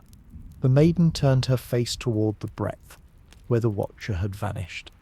A thought crossed her features he could not read. Perhaps gratitude, perhaps grief for those without such naming. Her light did not brighten. It deepened, a tone against which others might find their pitch. He settled upon the wheel. The reeds ticked as rain on slate. He lowered his head. His beard trailed the silt. "Beware," he wrote. "Not to frighten. Beware. Be aware of thresholds, leanings, the old neighbour with dark window and bright duty." The warning left him as warmth leaves a hand in winter. The current carried it along the ditch toward forgetful canals, and the water seemed to nod, as if evening had been promised a kinder silence, though not a safer one. The warning slipped through channels and rivulets, finding its way into stone culverts, mill races and forgotten cisterns. Water carries rumour more faithfully than men, and soon the whole basin murmured with it. Frogs stirred uneasily. Carp changed their schooling. Reeds ticked in uneven measure, as though their rhythm had been disrupted by a thought too heavy to keep. The Vodyanoy sat upon his wheel, and felt the echo spread outward, rippling into domains not his own. He had not spoken aloud in centuries, but what had escaped from him was no less a decree. It would travel, and it would return, carrying consequences like driftwood after storm. The lantern maiden remained beside him, her glow softened but enduring. She touched the wheel again, tracing its sodden rim with fingers that no longer trembled. She was not testing now. She was learning, weaving familiarity into the heart of her captivity. He watched with a mixture of unease and reverence. Few had ever touched his throne without dissolving into anonymity. None had left a mark, but he wondered if her fingers left something unseen, an imprint, a memory of gentleness where only weight and duty had lain. He leaned heavier upon the wheel, as if to hide that possibility from himself. Above, day ripened. Sunlight spread across fields, and the village hummed with labour. A girl bent at her door to sweep. A man raised an axe. A child stooped to chase a chicken. Ordinary motions, unaware of how close their steps strayed to thresholds. Yet in the air above the pond, there was tension, as though the world itself sensed a pause between inhale and exhale. The willow held its branches still, refusing even the smallest sway. The mist had burned away, but the pond remained veiled in its own hush, a silence thick enough to bruise. He studied the lantern maiden as she turned her gaze upward once more, no longer desperate. Her look carried intention. She sought not escape, but witness. She wanted the sky to know she was still here, unclaimed, undissolved. He understood then that she did not resist his law out of pride or rebellion. She simply insisted on existing fully, even in surrender. That insistence unsettled him more than any defiance. He could drown defiance. He could not drown presence. It endured as stubbornly as roots through stone. The watcher who had risen had not returned, but her absence felt like a shadow at the edge of sight. He knew she lingered nearby, unseen, waiting to see if precedent hardened into custom. The drowned choir beyond her would be restless now, stirred by the possibility of difference. He had given them no voice for centuries. They had been memory only. Now one of their own glowed within his keeping, not as relic, but as lantern. And that changed the whole choir. He felt them pressing against the silt, against the silence, not yet risen, but no longer entirely gone.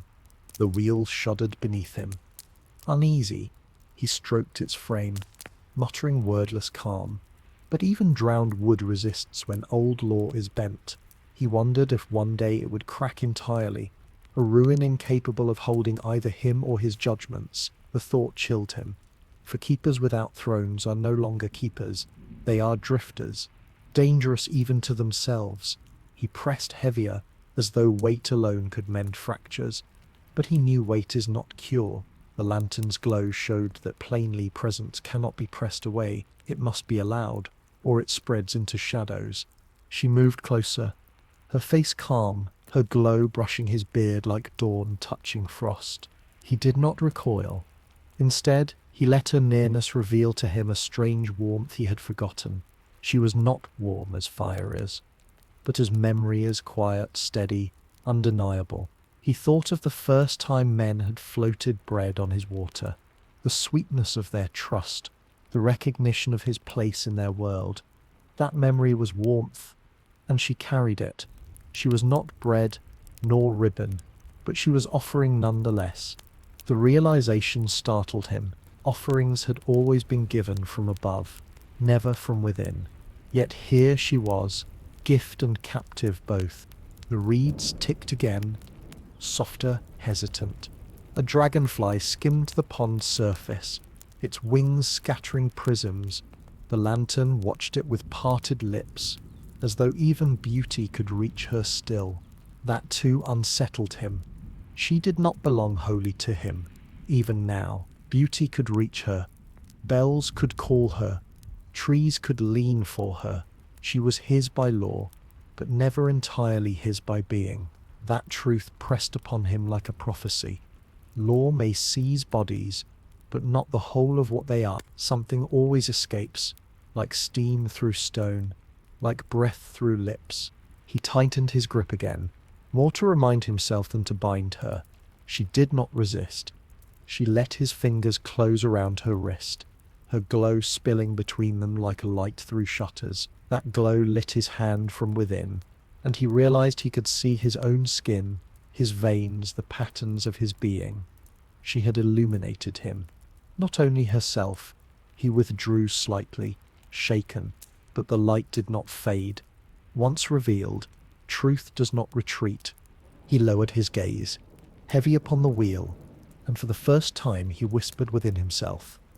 Balance may not be the same as silence.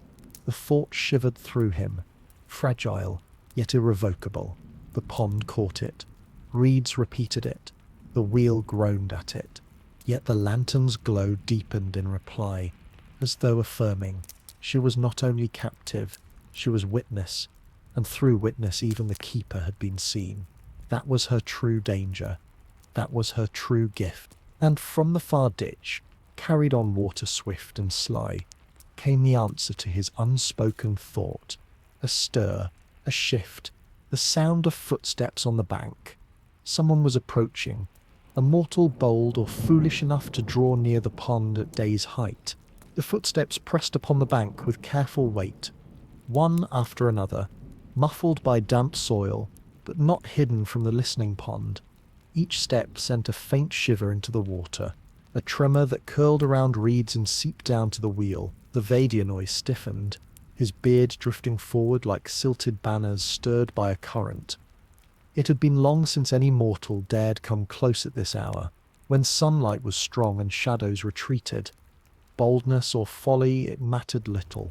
Approach was approach, and approach was claim. He felt the law inside him awaken, heavy as a net being drawn from the deep.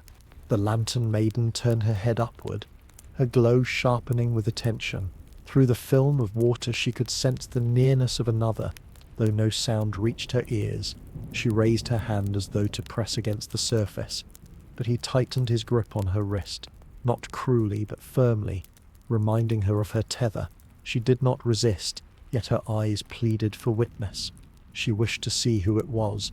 Who would dare step so close to the forbidden pond? Her glow trembled with a resonance that unsettled him.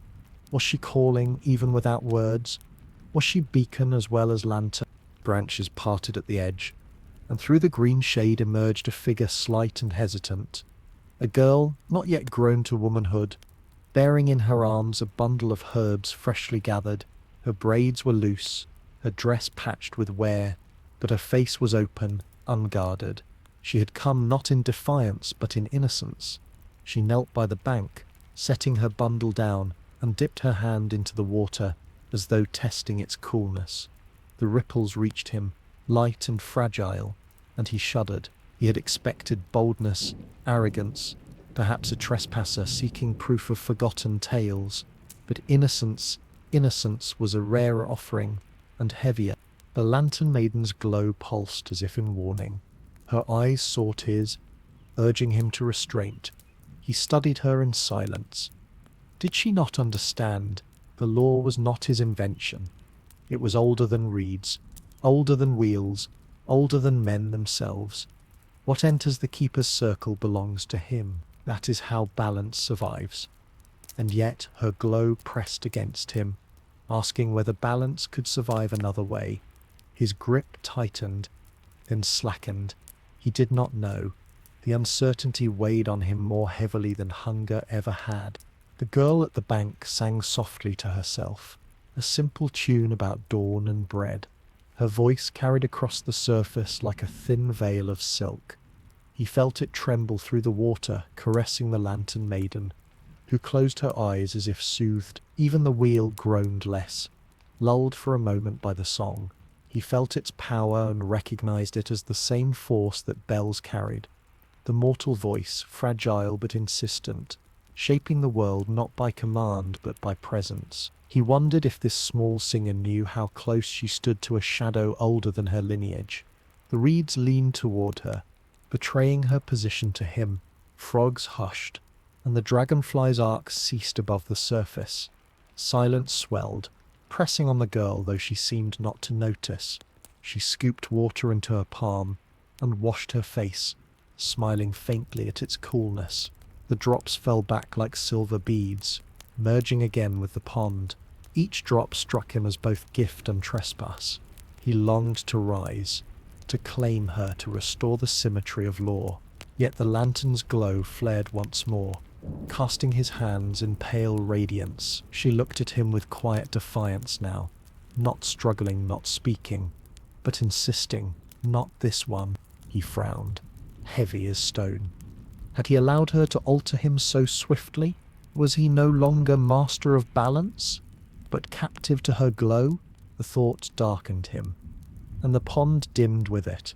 The girl at the bank shivered, sensing chill, though sunlight still warmed her shoulders. She gathered her herbs quickly, as though something unseen had brushed against her skin. Her song faltered, but she did not run. She lingered, perhaps curious, perhaps unaware of the shadow that watched her from beneath. The willow dipped its lowest branch, scattering a trail of droplets.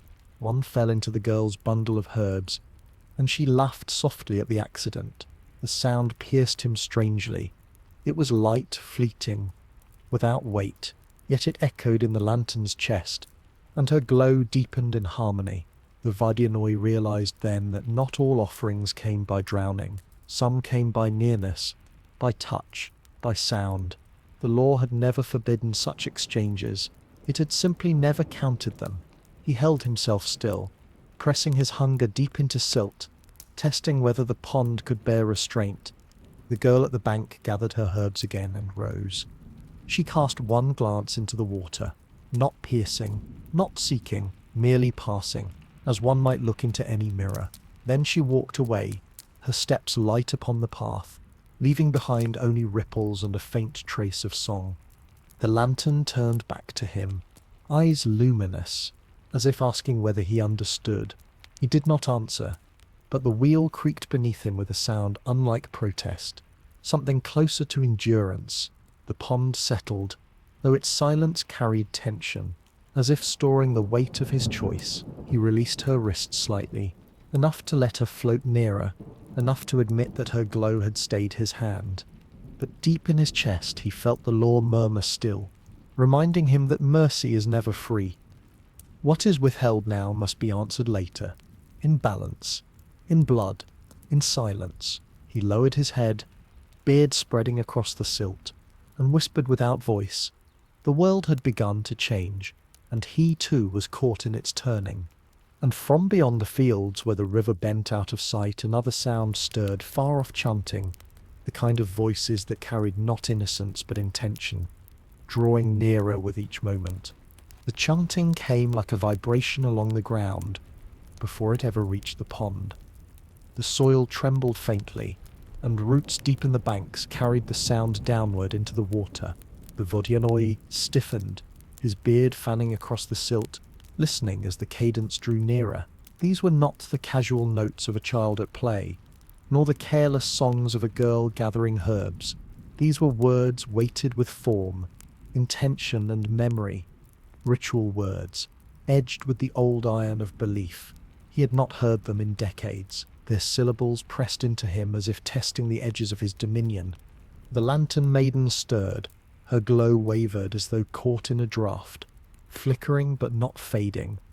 She sensed the difference, the approach of mortals who came not in innocence but in knowledge.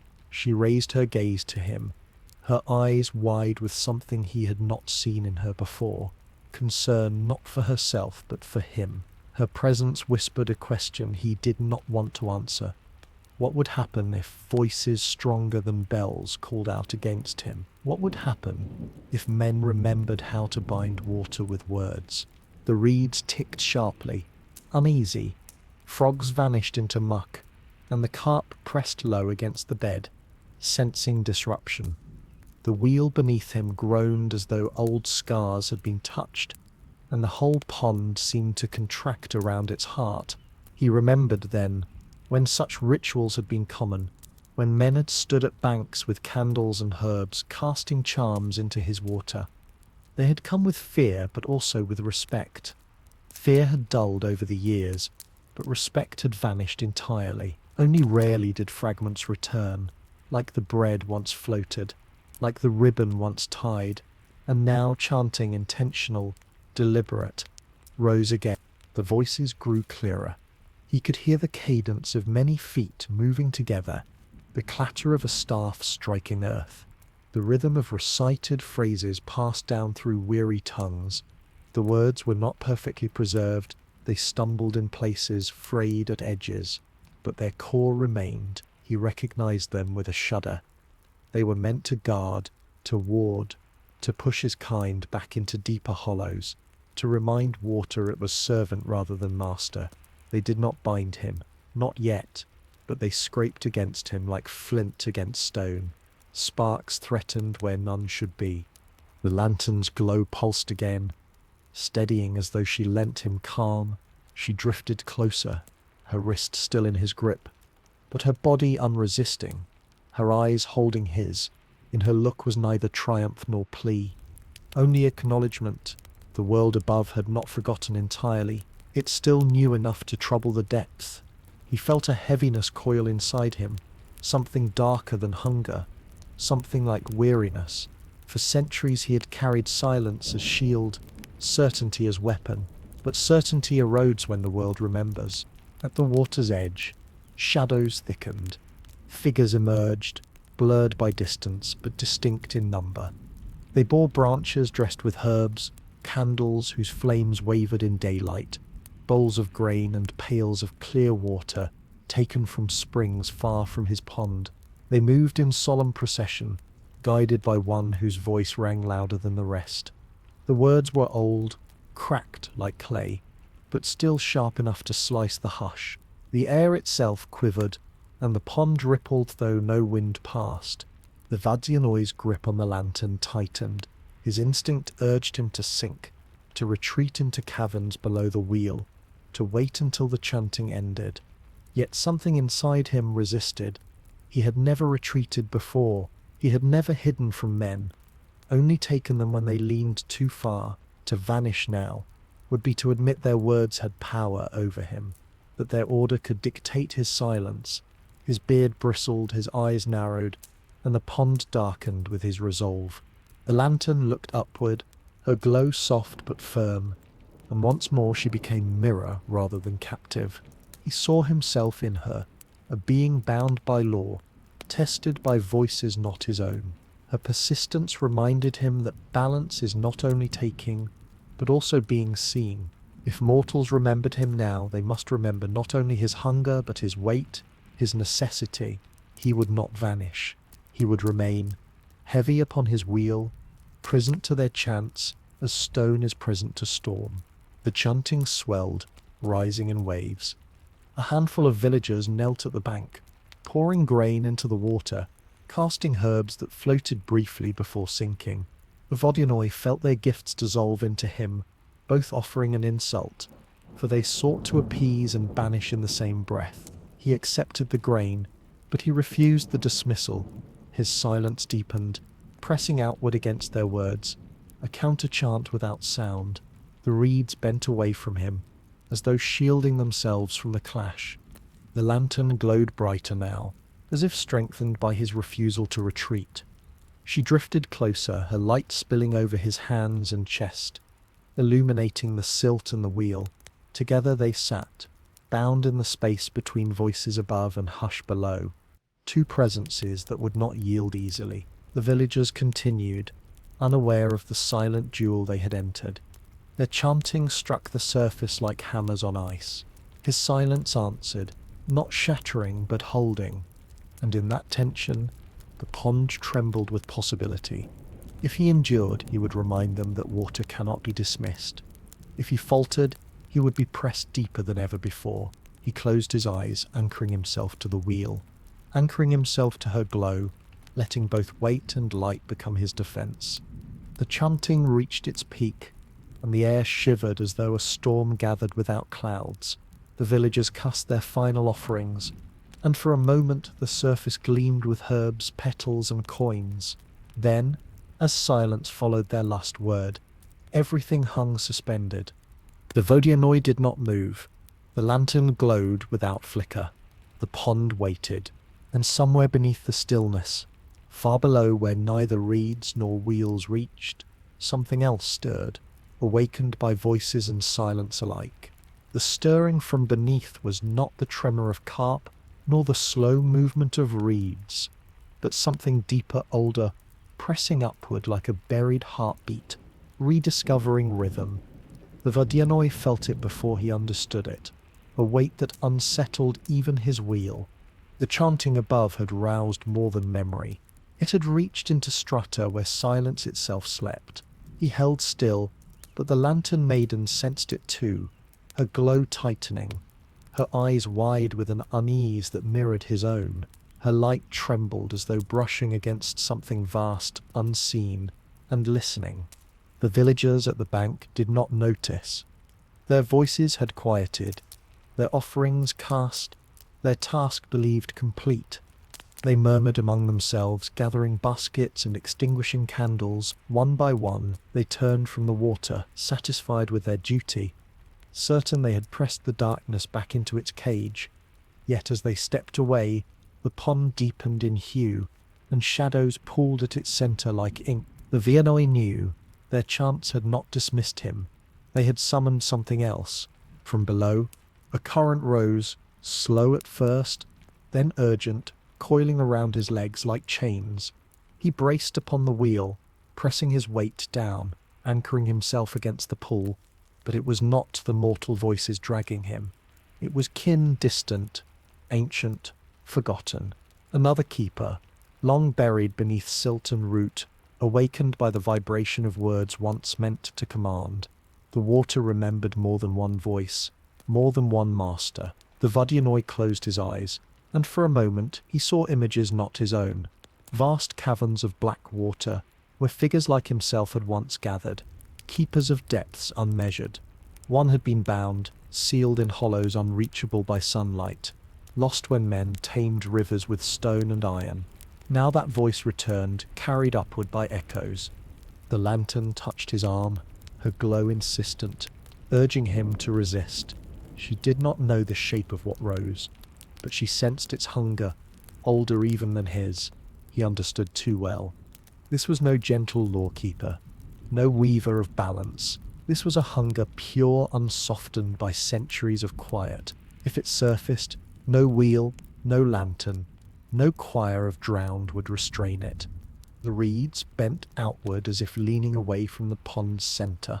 Bubbles broke the surface, spreading wide circles, and beneath them a shape coiled, a shadow within shadow, vast and restless. The Vodyanoy's beard shivered as the current tugged harder, demanding that he rise, that he yield his dominion. He clenched his grip on the wheel, anchoring not only himself, but the balance of this pond.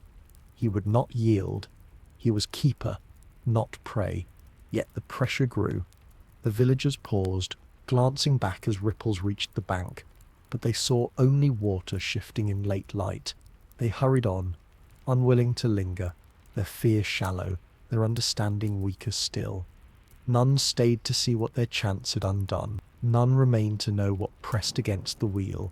Only the lantern and the keeper bore witness. The shadow stirred again, and from its centre came a soundless question, thrust into his mind. Why do you hold the weight alone? Why do you sit upon a wheel when hunger lies waiting? Let go, and the deep will take all.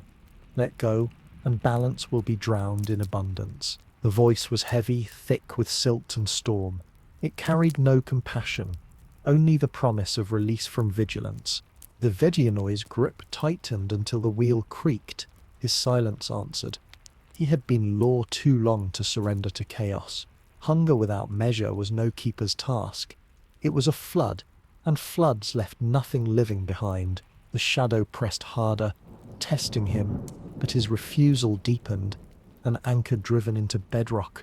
The lantern's glow pressed close, her light spilling into him, a counterweight to the dark pull. He felt her persistence echo inside him, presence as defiance, light as anchor. The shadow recoiled slightly, then surged again, furious. The pond shook, lilies swayed violently. The willow loosed a shower of leaves. The villagers far down the path shivered, though they did not know why. The Vodyanoy bent low over his wheel, pouring silence into the depths, pouring weight into the cracks. The lantern laid her hands on his, her glow steadying him. Between them balance hardened into form, a barrier against the rising. For a long moment water and silence clashed. Then, with a hiss like steam meeting stone, the shadow subsided. Not gone, but pressed back, coiled again in deeper hollows. Its hunger lingered, promising return. But for now the pond was his alone. He exhaled, a sound like bubbles breaking. His beard settled. The wheel ceased groaning. The lantern's glow softened, her gaze lifting to his. Relief shone in her, but also fear. She had glimpsed what lay beneath, and she knew now that he was not the only danger lurking in forgotten waters. She pressed closer, her presence asking what would come next. He did not answer. He looked instead at the still surface, where ripples widened and vanished, leaving the pond deceptively calm. But he knew calm was only a mask. The chanting had awakened something that could not be easily silenced again. and though he had resisted, the weight of that refusal pressed deep into him, heavy as stone, leaving him weary. He closed his eyes, resting on the wheel, while above the sky dimmed toward dusk. And in the fading light, as shadows lengthened across fields, a new sound drifted faintly across the water, not chanting this time, but footsteps again, slower, heavier, coming nearer with purpose. The footsteps that neared were not hurried nor uncertain. They pressed upon the path with the cadence of one who had chosen, not stumbled. Each step carried weight into the soil, and the soil yielded it into the water, until the Vodyanoy could feel the pattern of a living heart beating closer. He raised his head slowly from the wheel, his eyes narrowing into the dimming dusk. The lantern maiden's glow steadied beside him, her gaze turned upward, waiting. Together they listened as the sound came nearer. Through the last bend of reeds and brush, a figure emerged, a woman older than the girl who had sung, older even than most who dared the pond. Her hair was bound in a scarf faded with years, her hands knotted from labour. She carried no staff, no charm, no bundle of herbs, only herself. She came to the bank, as though to an altar she had long avoided, and when she reached the edge, she sank to her knees. The silence of her motion fell heavier than chanting. She did not tremble. She did not look away. She knew what waited beneath. The Vodyanoy studied her through the film of water. There was recognition in her face, not of him alone, but of all that had passed between men and the depths. She dipped her hand into the pond, letting her fingers drift open, and the water curled around them as though claiming what was already its own. He felt the touch press against his being, not as intrusion but as offering. She did not pull away, she simply left her hand there, palm open, skin cooling in his realm. The lantern's glow wavered, flickering across her eyes. She seemed to know this woman, or perhaps she recognized the quiet weight of one who had lived long enough to give without illusion. The maiden drifted closer, her wrist still bound, but her gaze fastened on the hand above. Something like yearning passed across her face, faint but sharp. The Vodyanoy leaned heavier on the wheel, considering here was no innocence to snatch, no child to frighten, no song to unravel. Here was one who had walked long with silence already. To take her would not balance. It would only echo, yet the law whispered, insistent. What touches belongs. He felt the deep stir again, that darker kin pressing against its hollows, waiting for any falter, any yielding. If he refused, balance would bend. If he accepted, hunger would triumph. The woman bent her head. Her lips moved, but no chant passed them, no incantation, no prayer, only breath, shaping words the water could carry. He listened. She was not calling him by name, nor pleading for protection. She was speaking to her own, gone before her, voices she imagined beneath. She called them gently, as one calls children back at dusk. Her hand trembled once, not with fear, but with memory. Tears fell, merging with the pond, dissolving before they could spread. The lantern leaned into his arm. Her glow pressed against his silence, urging him to hear not the law, but the weight of this mortal's grief. He closed his eyes, and the wheel creaked as though it too struggled with decision. He felt the woman's voice seep into him, filling cracks he had never counted. Not command, not warding, only longing, so deep it became presence itself. She was not afraid of him. She was not seeking to bind. She was simply remembering, and through remembrance she had reached his depths.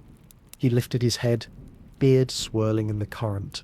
For a moment he considered rising, showing her what waited just below her reflection, but the lantern's light pressed against him, insistent, refusing.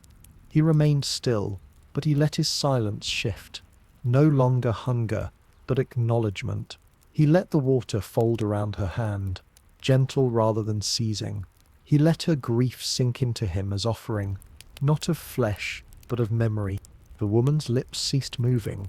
She withdrew her hand slowly, droplets falling from her fingers like a final blessing. She gazed into the pond one long moment, and though she could not see them, Her eyes lingered on where the lantern glowed beside him. Then she rose, her knees stiff, her steps deliberate. She left the bank without haste, as though she had laid something down and could now walk lighter. The lantern maiden turned to him, her glow deepened by what had passed. She had witnessed restraint before, but this was different. This was acceptance of something beyond law, something beyond hunger. He had taken grief into himself, and grief, unlike bodies, did not dissolve. It stayed, heavy, intimate. It would change him. The reeds ticked softly, hesitant but not alarmed.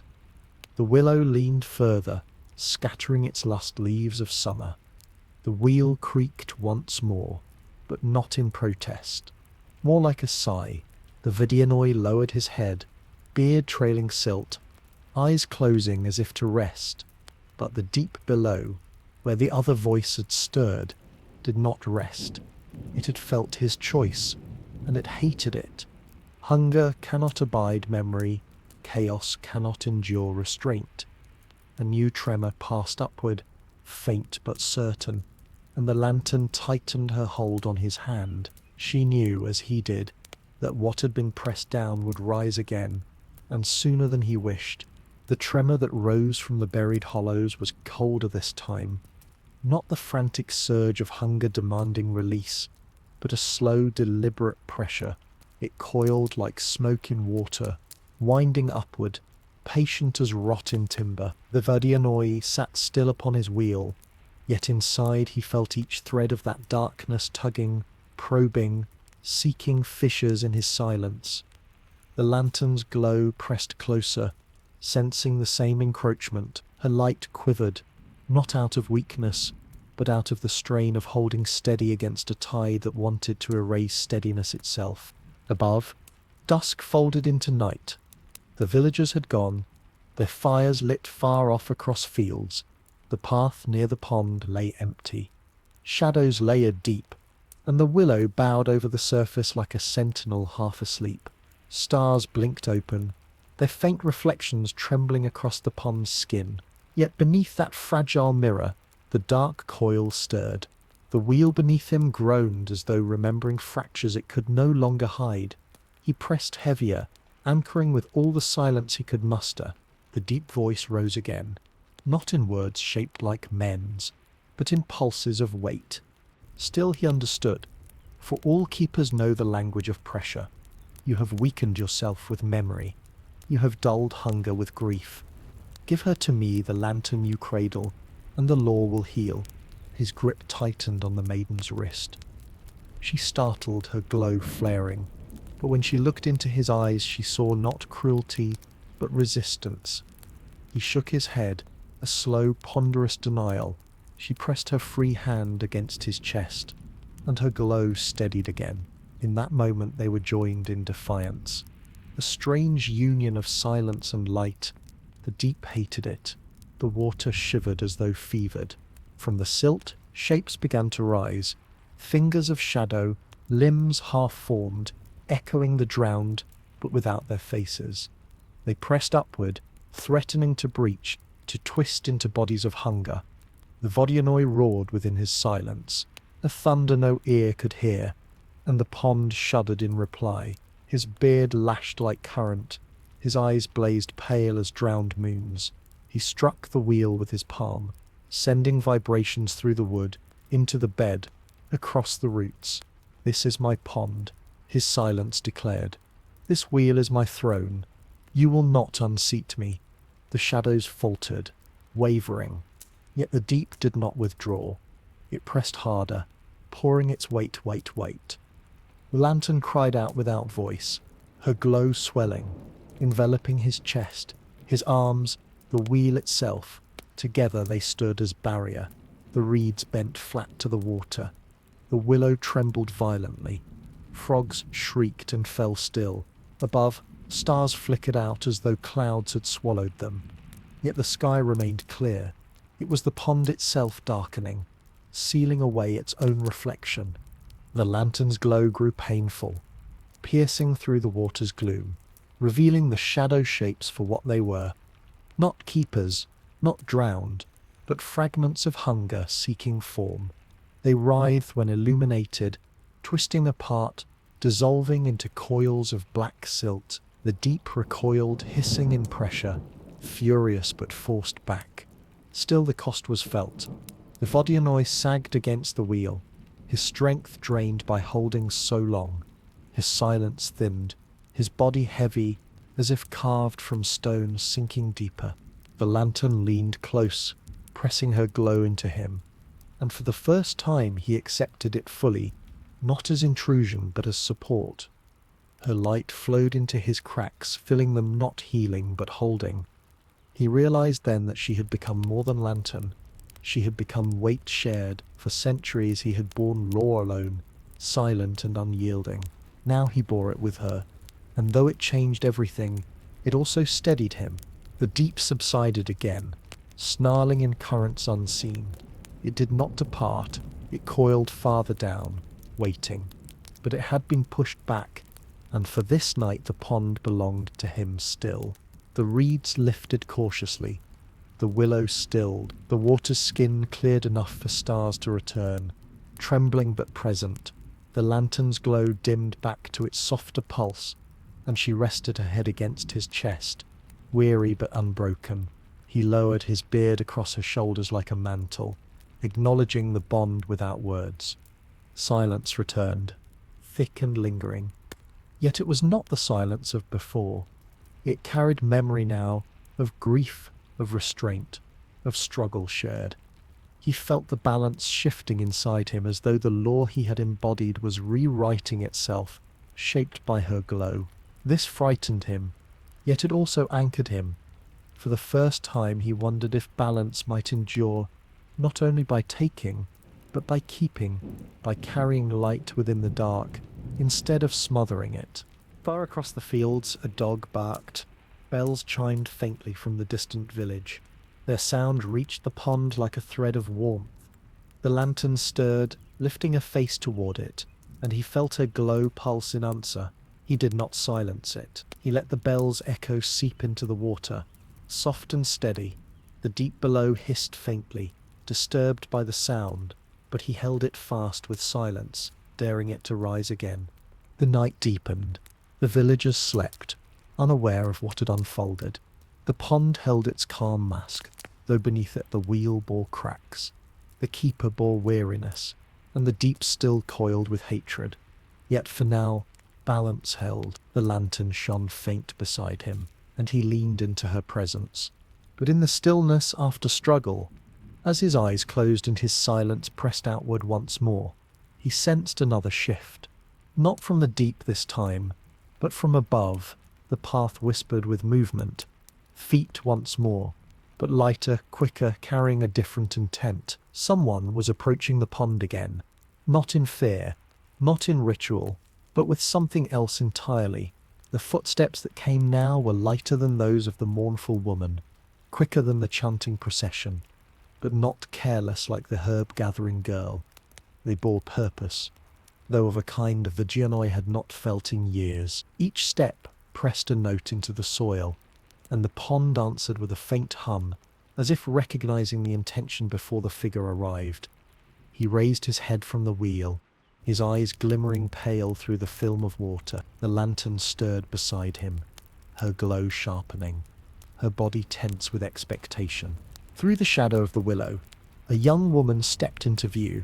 She was no child, no elder, but one balanced in the threshold of her years, carrying neither innocence nor resignation, but resolve. Her dress was plain, marked by travel and toil, and in her hands she bore no charm, no gift, no offering, only a lantern of her own, small and flickering, carried in defiance of night. Its flame quivered, but it did not falter, and the light pooled across her face, revealing eyes intent, unswerving. She came to the pond's edge and stood without kneeling, gazing directly into its dark surface. The Vodyanoy felt her gaze pierce through, more keenly than chance or grief had done. She was not warding, not pleading, not careless. She was summoning, not him, but truth. Her presence struck him as a mirror to the glow beside him. Yet hardened by will, the lantern maiden's glow shivered in recognition, as though meeting her own reflection carried above. Between the two lights, the pond rippled in soft rings. The young woman raised her lantern higher, its flame trembling, and spoke, not in chant, not in prayer, but in plain words meant to cross water. "I know you are here," she said, her voice steady though softened by dusk. "I know the stories. I do not come to mock, nor to banish, nor to yield. I come to ask. Why do you take?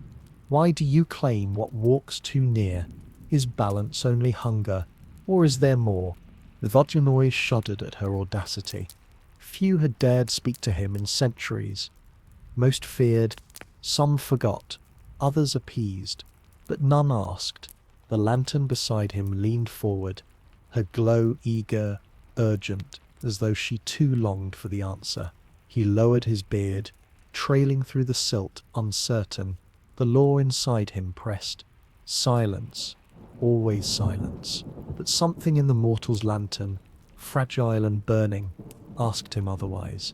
He exhaled, and the pond rippled. The young woman did not retreat. She stepped closer, her toes nearly brushing the water. "If you are only hunger, then all stories are right to fear you. But if you are balance, then balance must be more than drowning. Tell me, show me." Her words struck the pond like stones sinking without splash, carrying weight into the wheel itself. The Vodyanoy's silence cracked, not with voice, but with motion. He loosened his grip on the lantern maiden's wrist. She floated forward, her glow rising gently, and pressed her palm to the surface above. The water thinned where she touched, and her light shone through like a star glimpsed beneath ice. The mortal woman gasped softly, seeing the glow, sensing the presence that had been hidden. Her own lantern flame flickered wildly, as if answering. The deep below hissed, restless, displeased. It despised exchange, despised revelation, despised anything that lessened fear. Hunger thrives on ignorance. Yet the Vodyanoy did not withdraw. He let the maiden's glow meet the mortal's flame, a bridge of light across the veil. For a heartbeat, balance felt different, less like a wheel grinding weight, more like two lanterns holding back night. The young woman's eyes filled, not with terror but with tears. "So it is true," she whispered. "You are not absence, you are presence, heavy and deep.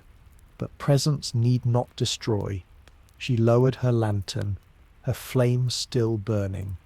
"I will remember you, not as story to frighten children, not as shadow to curse, but as keeper. If keeping means wait, then so be it. But I will remember the light too." The Vodyanoy bent his head lower, uncertain whether this was triumph or trespass.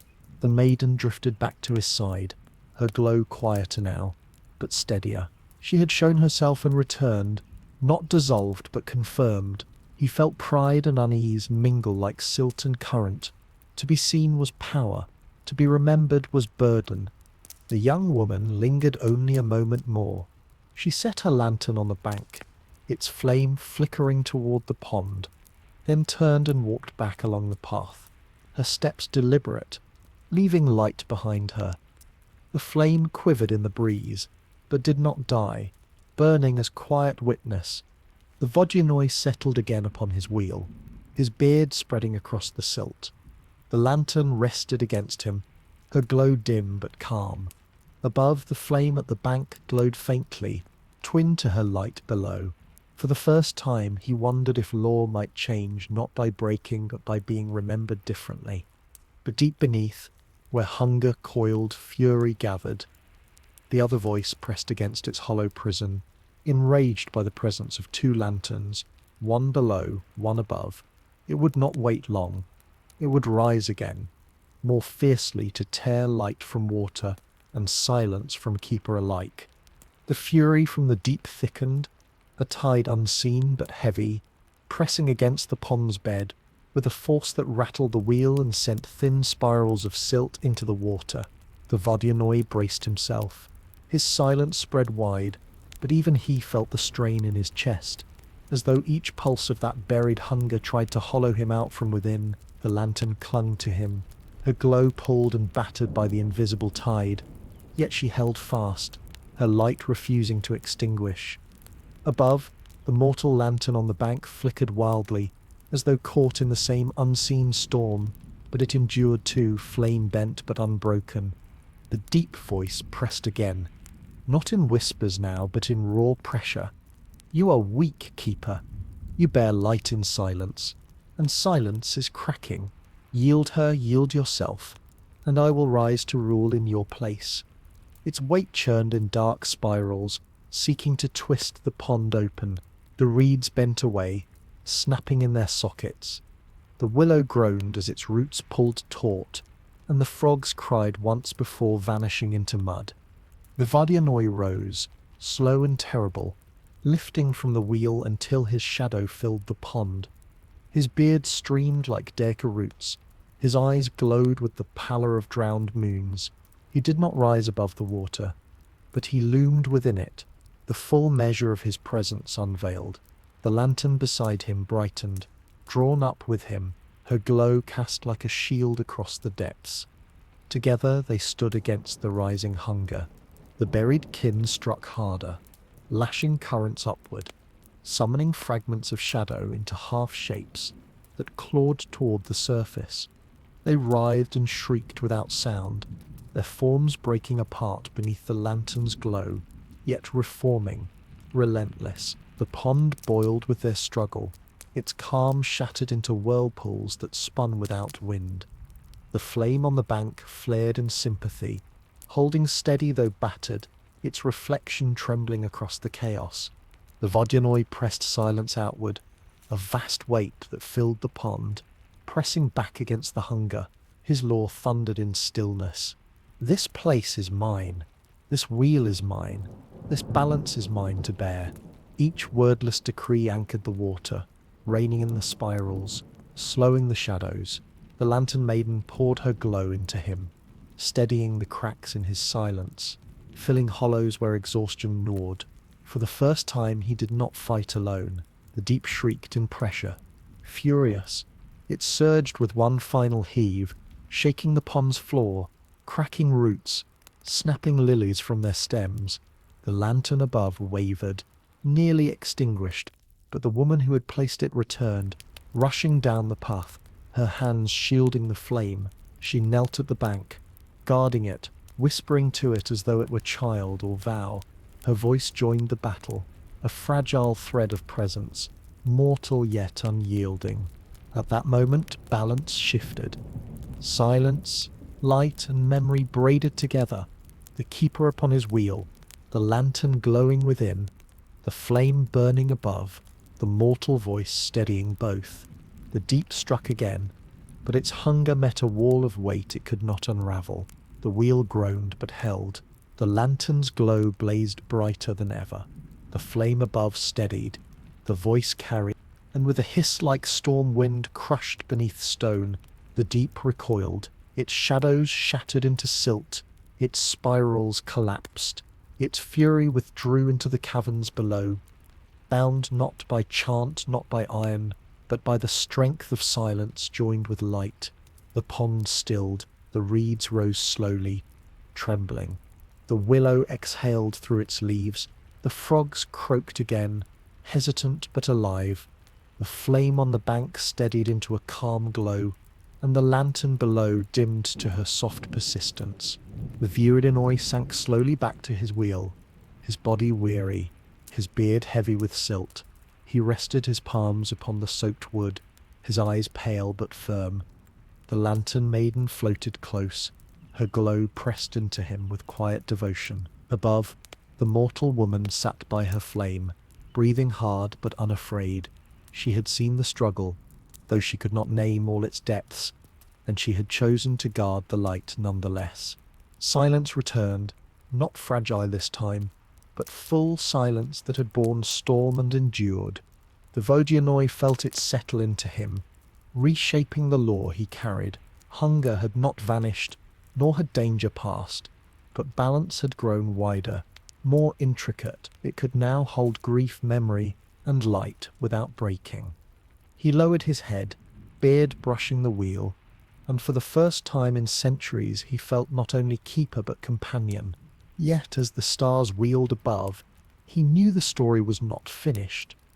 The deep had recoiled, but hunger never dies, it waits, and mortals who walk near water must still be wary, for thresholds remain thresholds, and keepers remain what they are. The lantern at his side glowed faintly, as if she too knew that the quiet would not last forever.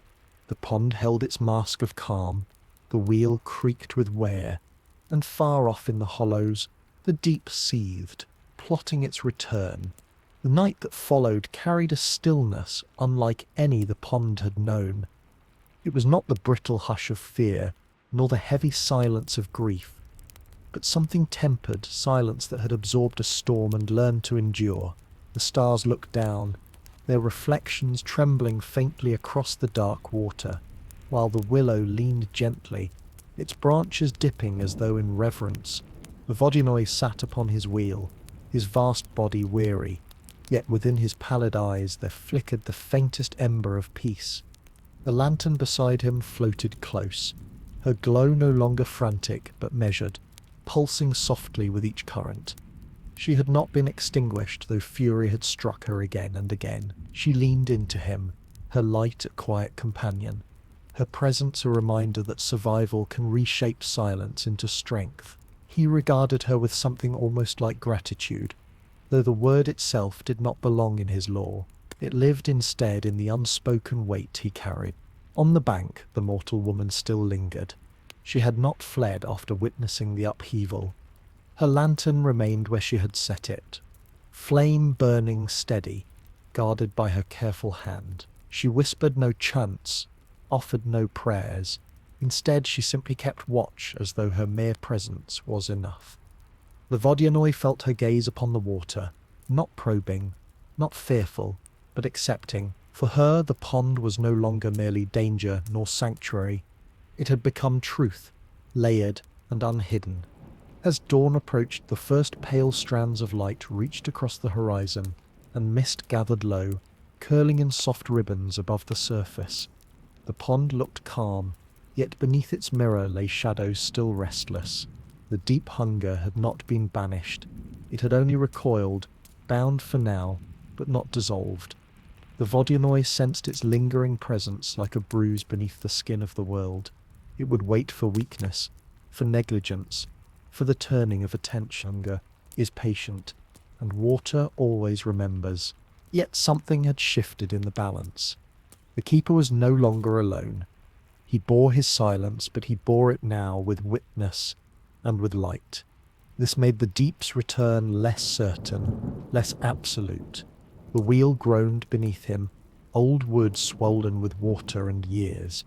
But it held. He pressed his palm upon it, and through that contact he felt both the burden and the continuity. He was tired, but he was anchored. The villagers who passed near the pond in those days noticed the change, though they could not name it. Some said the water no longer seemed as hostile, though its darkness still warned them away. Others claimed they saw two faint lights glimmering beneath the reeds at night, as if stars had fallen into the pond and chosen not to rise again.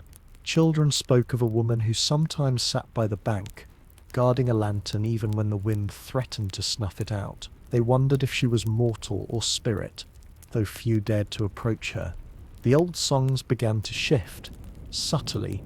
Warnings were still sung, for thresholds do not lose their danger. Girls were still told to keep away from lonely lakes and ancient swamps, for the water still bore hunger. But alongside these cautions grew whispers of another tale, one of a keeper who had faced the deep and endured, of lights that had shone against darkness, of balance that could hold grief and memory without breaking. The Vodyanoy's name was still spoken in fear, but also in reverence. The Vodyanoy felt these changes ripple faintly through his silence. Words carried by villagers mattered little to him, yet their echoes altered the texture of the water, as though belief itself was a current. He He wondered if this was what it meant to be remembered differently, as the mortal woman had promised, to be seen not only as devourer, but as bearer of balance. It was both comfort and weight, for memory can bind as much as hunger. The lantern beside him brushed her glow against his chest, a gesture of reassurance. He closed his pale eyes, allowing her warmth to seep into him. He knew he could not rest forever, for the deep would rise again, and mortals would always stray too near. But for this moment, silence held, and silence was enough. The willow sighed in the morning wind. The mist lifted slowly. The mortal woman rose from the bank at last, taking her lantern with her, its flame still alive. She looked once more into the water before she departed, her eyes meeting the unseen keeper below. Then she turned and walked back along the path, leaving the pond in hush. The Vodyanoy remained upon his wheel, his beard drifting through the silt. His silence spread like a mantle across the waiter. The lantern stayed with him, her glow a constant star beneath the reeds. Together they watched the world shift into day. But far below, deeper than roots, the hunger stirred in its cavernous hollow, waiting for nightfall, waiting for chance. The summer deepened, and with it the pond grew thick with lilies, their broad leaves covering the surface like a green quilt. Dragonflies skimmed above, their glassy wings flashing in the light, while the willow poured shade into the water. To the villagers, the place seemed tranquil, almost gentle. They passed by with baskets of herbs. They paused to let oxen drink. They even allowed children to play at the very edge, though they pulled them back quickly, remembering old warnings. The pond had a face of calm, but beneath, the Vodyanoy stirred, listening to every step. He sat upon his wheel, his silence spread wide, and he felt the difference in the world above. Fewer offerings were left, fewer chants were whispered. The people still feared him, but now they also trusted the balance, believing the worst of his fury had been quieted. Yet he knew better. He felt the coil of hunger beneath, pressed into hollows, restless and brooding. The fury had not been ended, only bound, and binding strain over time. The lantern remained with him, her glow steady and soft, but at times she dimmed, as if her light was being siphoned into the silence itself. She never faltered completely, yet he could sense her fatigue, her essence woven so deeply into his lore that she bore its weight with him. She leaned against him often, pressing her glow into his chest, and though he could not answer with words, he offered the presence of his vast stillness. She drew strength from that, and he from her. The mortal woman returned at times, always by dusk.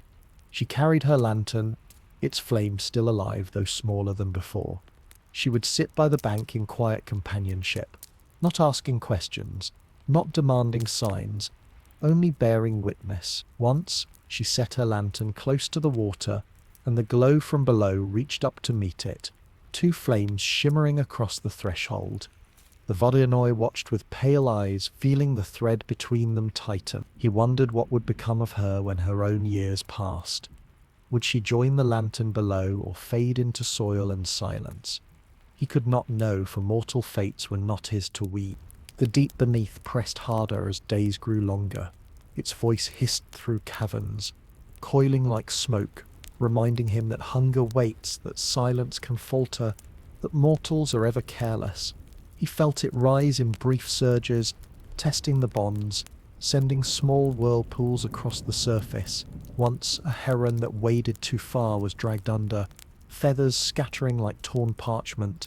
The villagers saw and whispered again of the water demon, their half-forgotten fear rekindled. That fear fed the deep, and the Vodyanoy knew the bonds would not last. Already he felt his silence straining, his wheel creaking as though under too much weight. He pressed his palms to the wood, closing his eyes, spreading stillness across the pond as wide as he could, but cracks spread like hairline fractures in stone. He felt them each night when the moon shone, the deep pressing, the silence trembling. The lantern clung closer in those moments, her glow burning brighter in defiance. The flame on the bank flared too, as if echoing her effort, and the mortal woman's hand shielded it, her whisper steadying its quiver. For a while this triad held, a braid of silence, glow and flame, but the Vodyanoy knew that when hunger rose again, it would not come with small surges, it would come as storm. He thought often of the girls who wandered too near in old times, drawn by song or sorrow. He had claimed them, as law demanded, yet now their pale memories circled him like ghosts. Their faces rose from the silt, not accusing, not pleading, but watching. He wondered if they too were part of the balance, woven into the silence, waiting for his choice. Perhaps they were the weight that kept him anchored. Perhaps they were the cracks that would undo him. The willow sighed, the reeds bent, the frogs croaked with unease. A restlessness grew in all things, as though the world itself knew the binding would not endure. The Vodyanoy pressed his silence tighter, heavier, but in doing so he felt himself hollowing, as if pouring out more than even he could bear. The lantern's glow trembled, straining to keep pace. The mortal flame wavered night by night, and in the hollow below, the deep laughed without sound, a tremor in the bones of the water. It promised return, it promised ruin, it promised that the keeper's law, no matter how heavy, could not hold forever. The Vodyanoy lifted his head slowly, his pale eyes narrowing. He had borne hunger for centuries. He had drowned countless souls in the name of balance. But never before had he stood against the deep with others, never with light, never with witness. He did not know if that would be enough, but he knew the storm was coming. The pond lay still, but in its stillness quivered a warning: thresholds hold until they break. The storm announced itself not with thunder in the sky, but with silence that felt sharpened, a silence that hollowed the air above the pond and drew all creatures into uneasy stillness. Birds ceased their calls, the willow froze in mid-breath, and even the current paused as if bracing for what it sensed, but could not yet see. Beneath, the Vodyanoy felt the deep convulse, a pulse of hunger surging upward like black fire through water. His beard streamed wide, his hands clutched the wheel until wood groaned, and the lantern pressed against him, her glow straining with urgency. The mortal woman returned at that moment, lantern in hand, flame held firm though the air whipped about her. She had come as if summoned by fate itself. Setting the lantern on the bank, she knelt, shielding it with both arms as wind bent the reeds flat. Her presence bound the thread of light above to the glow below, and across that trembling axis the Vodyanoy braced himself. Then the deep rose. It came not as a shape, but as false currents tearing upward, shadows coiling into limbs that clawed at the pond's roof. The water swirled into a dark vortex, lilies torn apart, fish scattered in silver streaks of panic. The pond no longer held calm. It became a mouth opening, wide and furious. The hunger spoke, not in words but in the tearing of silence. "Keeper, you are broken. Yield or drown in your own law." The Vodyanoy rose, his vast form lifting from the wheel, pale eyes blazing with drowned light. His silence thickened, pressing outward like a great stone upon water. He stood not as devourer but as bearer. His law spread across every ripple, every reed, every thread of mist. The lantern flared beside him, her glow fierce, pouring into the silence, filling its fractures. The flame above blazed as if in answer, steadied by the woman's unyielding guard. The deep struck harder. From the vortex burst pale shapes of girls once claimed, their faces twisted into masks of hunger, their limbs pulled by shadow. They swam upward, reaching with hands that dripped silt and sorrow. The Vodyanoy faltered, for he knew each of them, remembered their descent, their last breath. They swirled around him, whispering in drowned voices, tugging at his beard, dragging at his silence. The lantern's glow pierced them, showing not hunger but memory, faces not of malice but of grief. The mortal woman on the bank cried out, her voice carrying across the water, not in chant, but in human sorrow. "Do not let them be lost. Her words struck like a bell, resonant through silence. For the first time, the Vodyanoy did not push the faces away. He let them press against him. He let their weight fall into his law, and instead of breaking, the silence widened. The deep howled, a soundless fury, as its servants dissolved into streams of light that wove into the keeper's mantle. The wheel beneath him groaned, but held, now reinforced by memory itself. The pond roared with storm, yet in its centre he stood, silence thick glow unbroken, flame unextinguished. The hunger lunged with final force, tearing at every seam, rising like a tower of shadow through the pond. For an instant it seemed the world itself would crack, but then all three threads, silence, glow, and flame, met as one. The Vodyanoy pressed his law, the lantern poured her light, the mortal flame blazed with mortal will. Together they struck downward, not to destroy, but to bind. The deep recoiled, shrieking into fissures below, dragged back into the cavernous hollow that had birthed it. The pond closed around the retreating vortex, the water flattening into heavy calm. The lilies, shredded, floated like torn veils, but still the surface stilled. The wheel creaked in exhaustion, but remained upright. The silence that followed was not fragile. It was vast, deep, enduring. The lantern dimmed, weary, but did not fade. She drifted close, pressing her glow into the Vodyanoy's chest. He lowered his head, heavy with the weight of all he had borne. Yet within his pale eyes lingered a quiet that was no longer only burden. It carried presence, companionship, memory. On the bank, the woman's flame flickered low, nearly extinguished, but she shielded it with her hands until it steadied once more. She looked into the pond, tears shining on her face, not from fear but from awe. She had seen hunger rise and be bound. She had witnessed silence hold. The Vodyanoy sank slowly back upon his wheel, settling into the silt. The lantern floated beside him, resting against his vast form.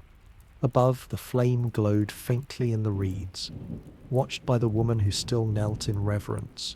Yet, far beneath, the deep did not vanish. Hunger cannot be destroyed, only carried, only held at bay.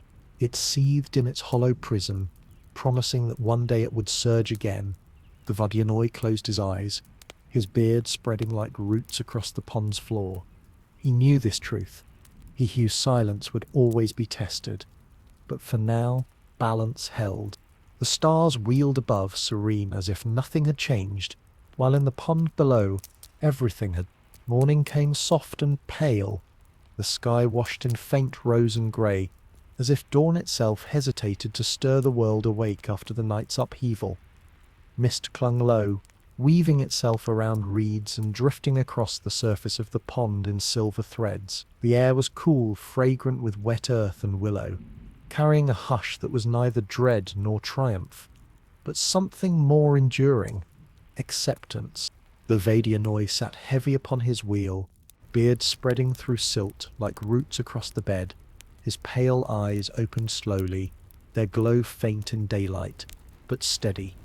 Within him lingered the echo of storm, the clawing shadows, the cries of the drowned, the fury of hunger recoiling. Yet silence had held, not broken, and for the first time in his long guardianship, he felt his burden less lonely.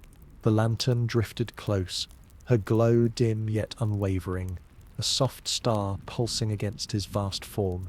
She was weary, but she was present. Presence itself was victory. On the bank the woman remained, her lantern flame still alive, though guttered low. She had not moved through the night, her body stiff, her hands raw from shielding the light. Yet she stayed. When she rose at last, she did so slowly, cradling the lantern as though it were a living heart. She gazed once more into the pond, her eyes meeting his unseen presence below. In that gaze lay neither fear nor command, only recognition. She knew the truth of thresholds, of the balance between hunger and silence. She bowed her head, not to worship, but to honor, and then turned, carrying her lantern into the waking world. The Vodyanoy watched her departure, his chest heavy with currents of thought.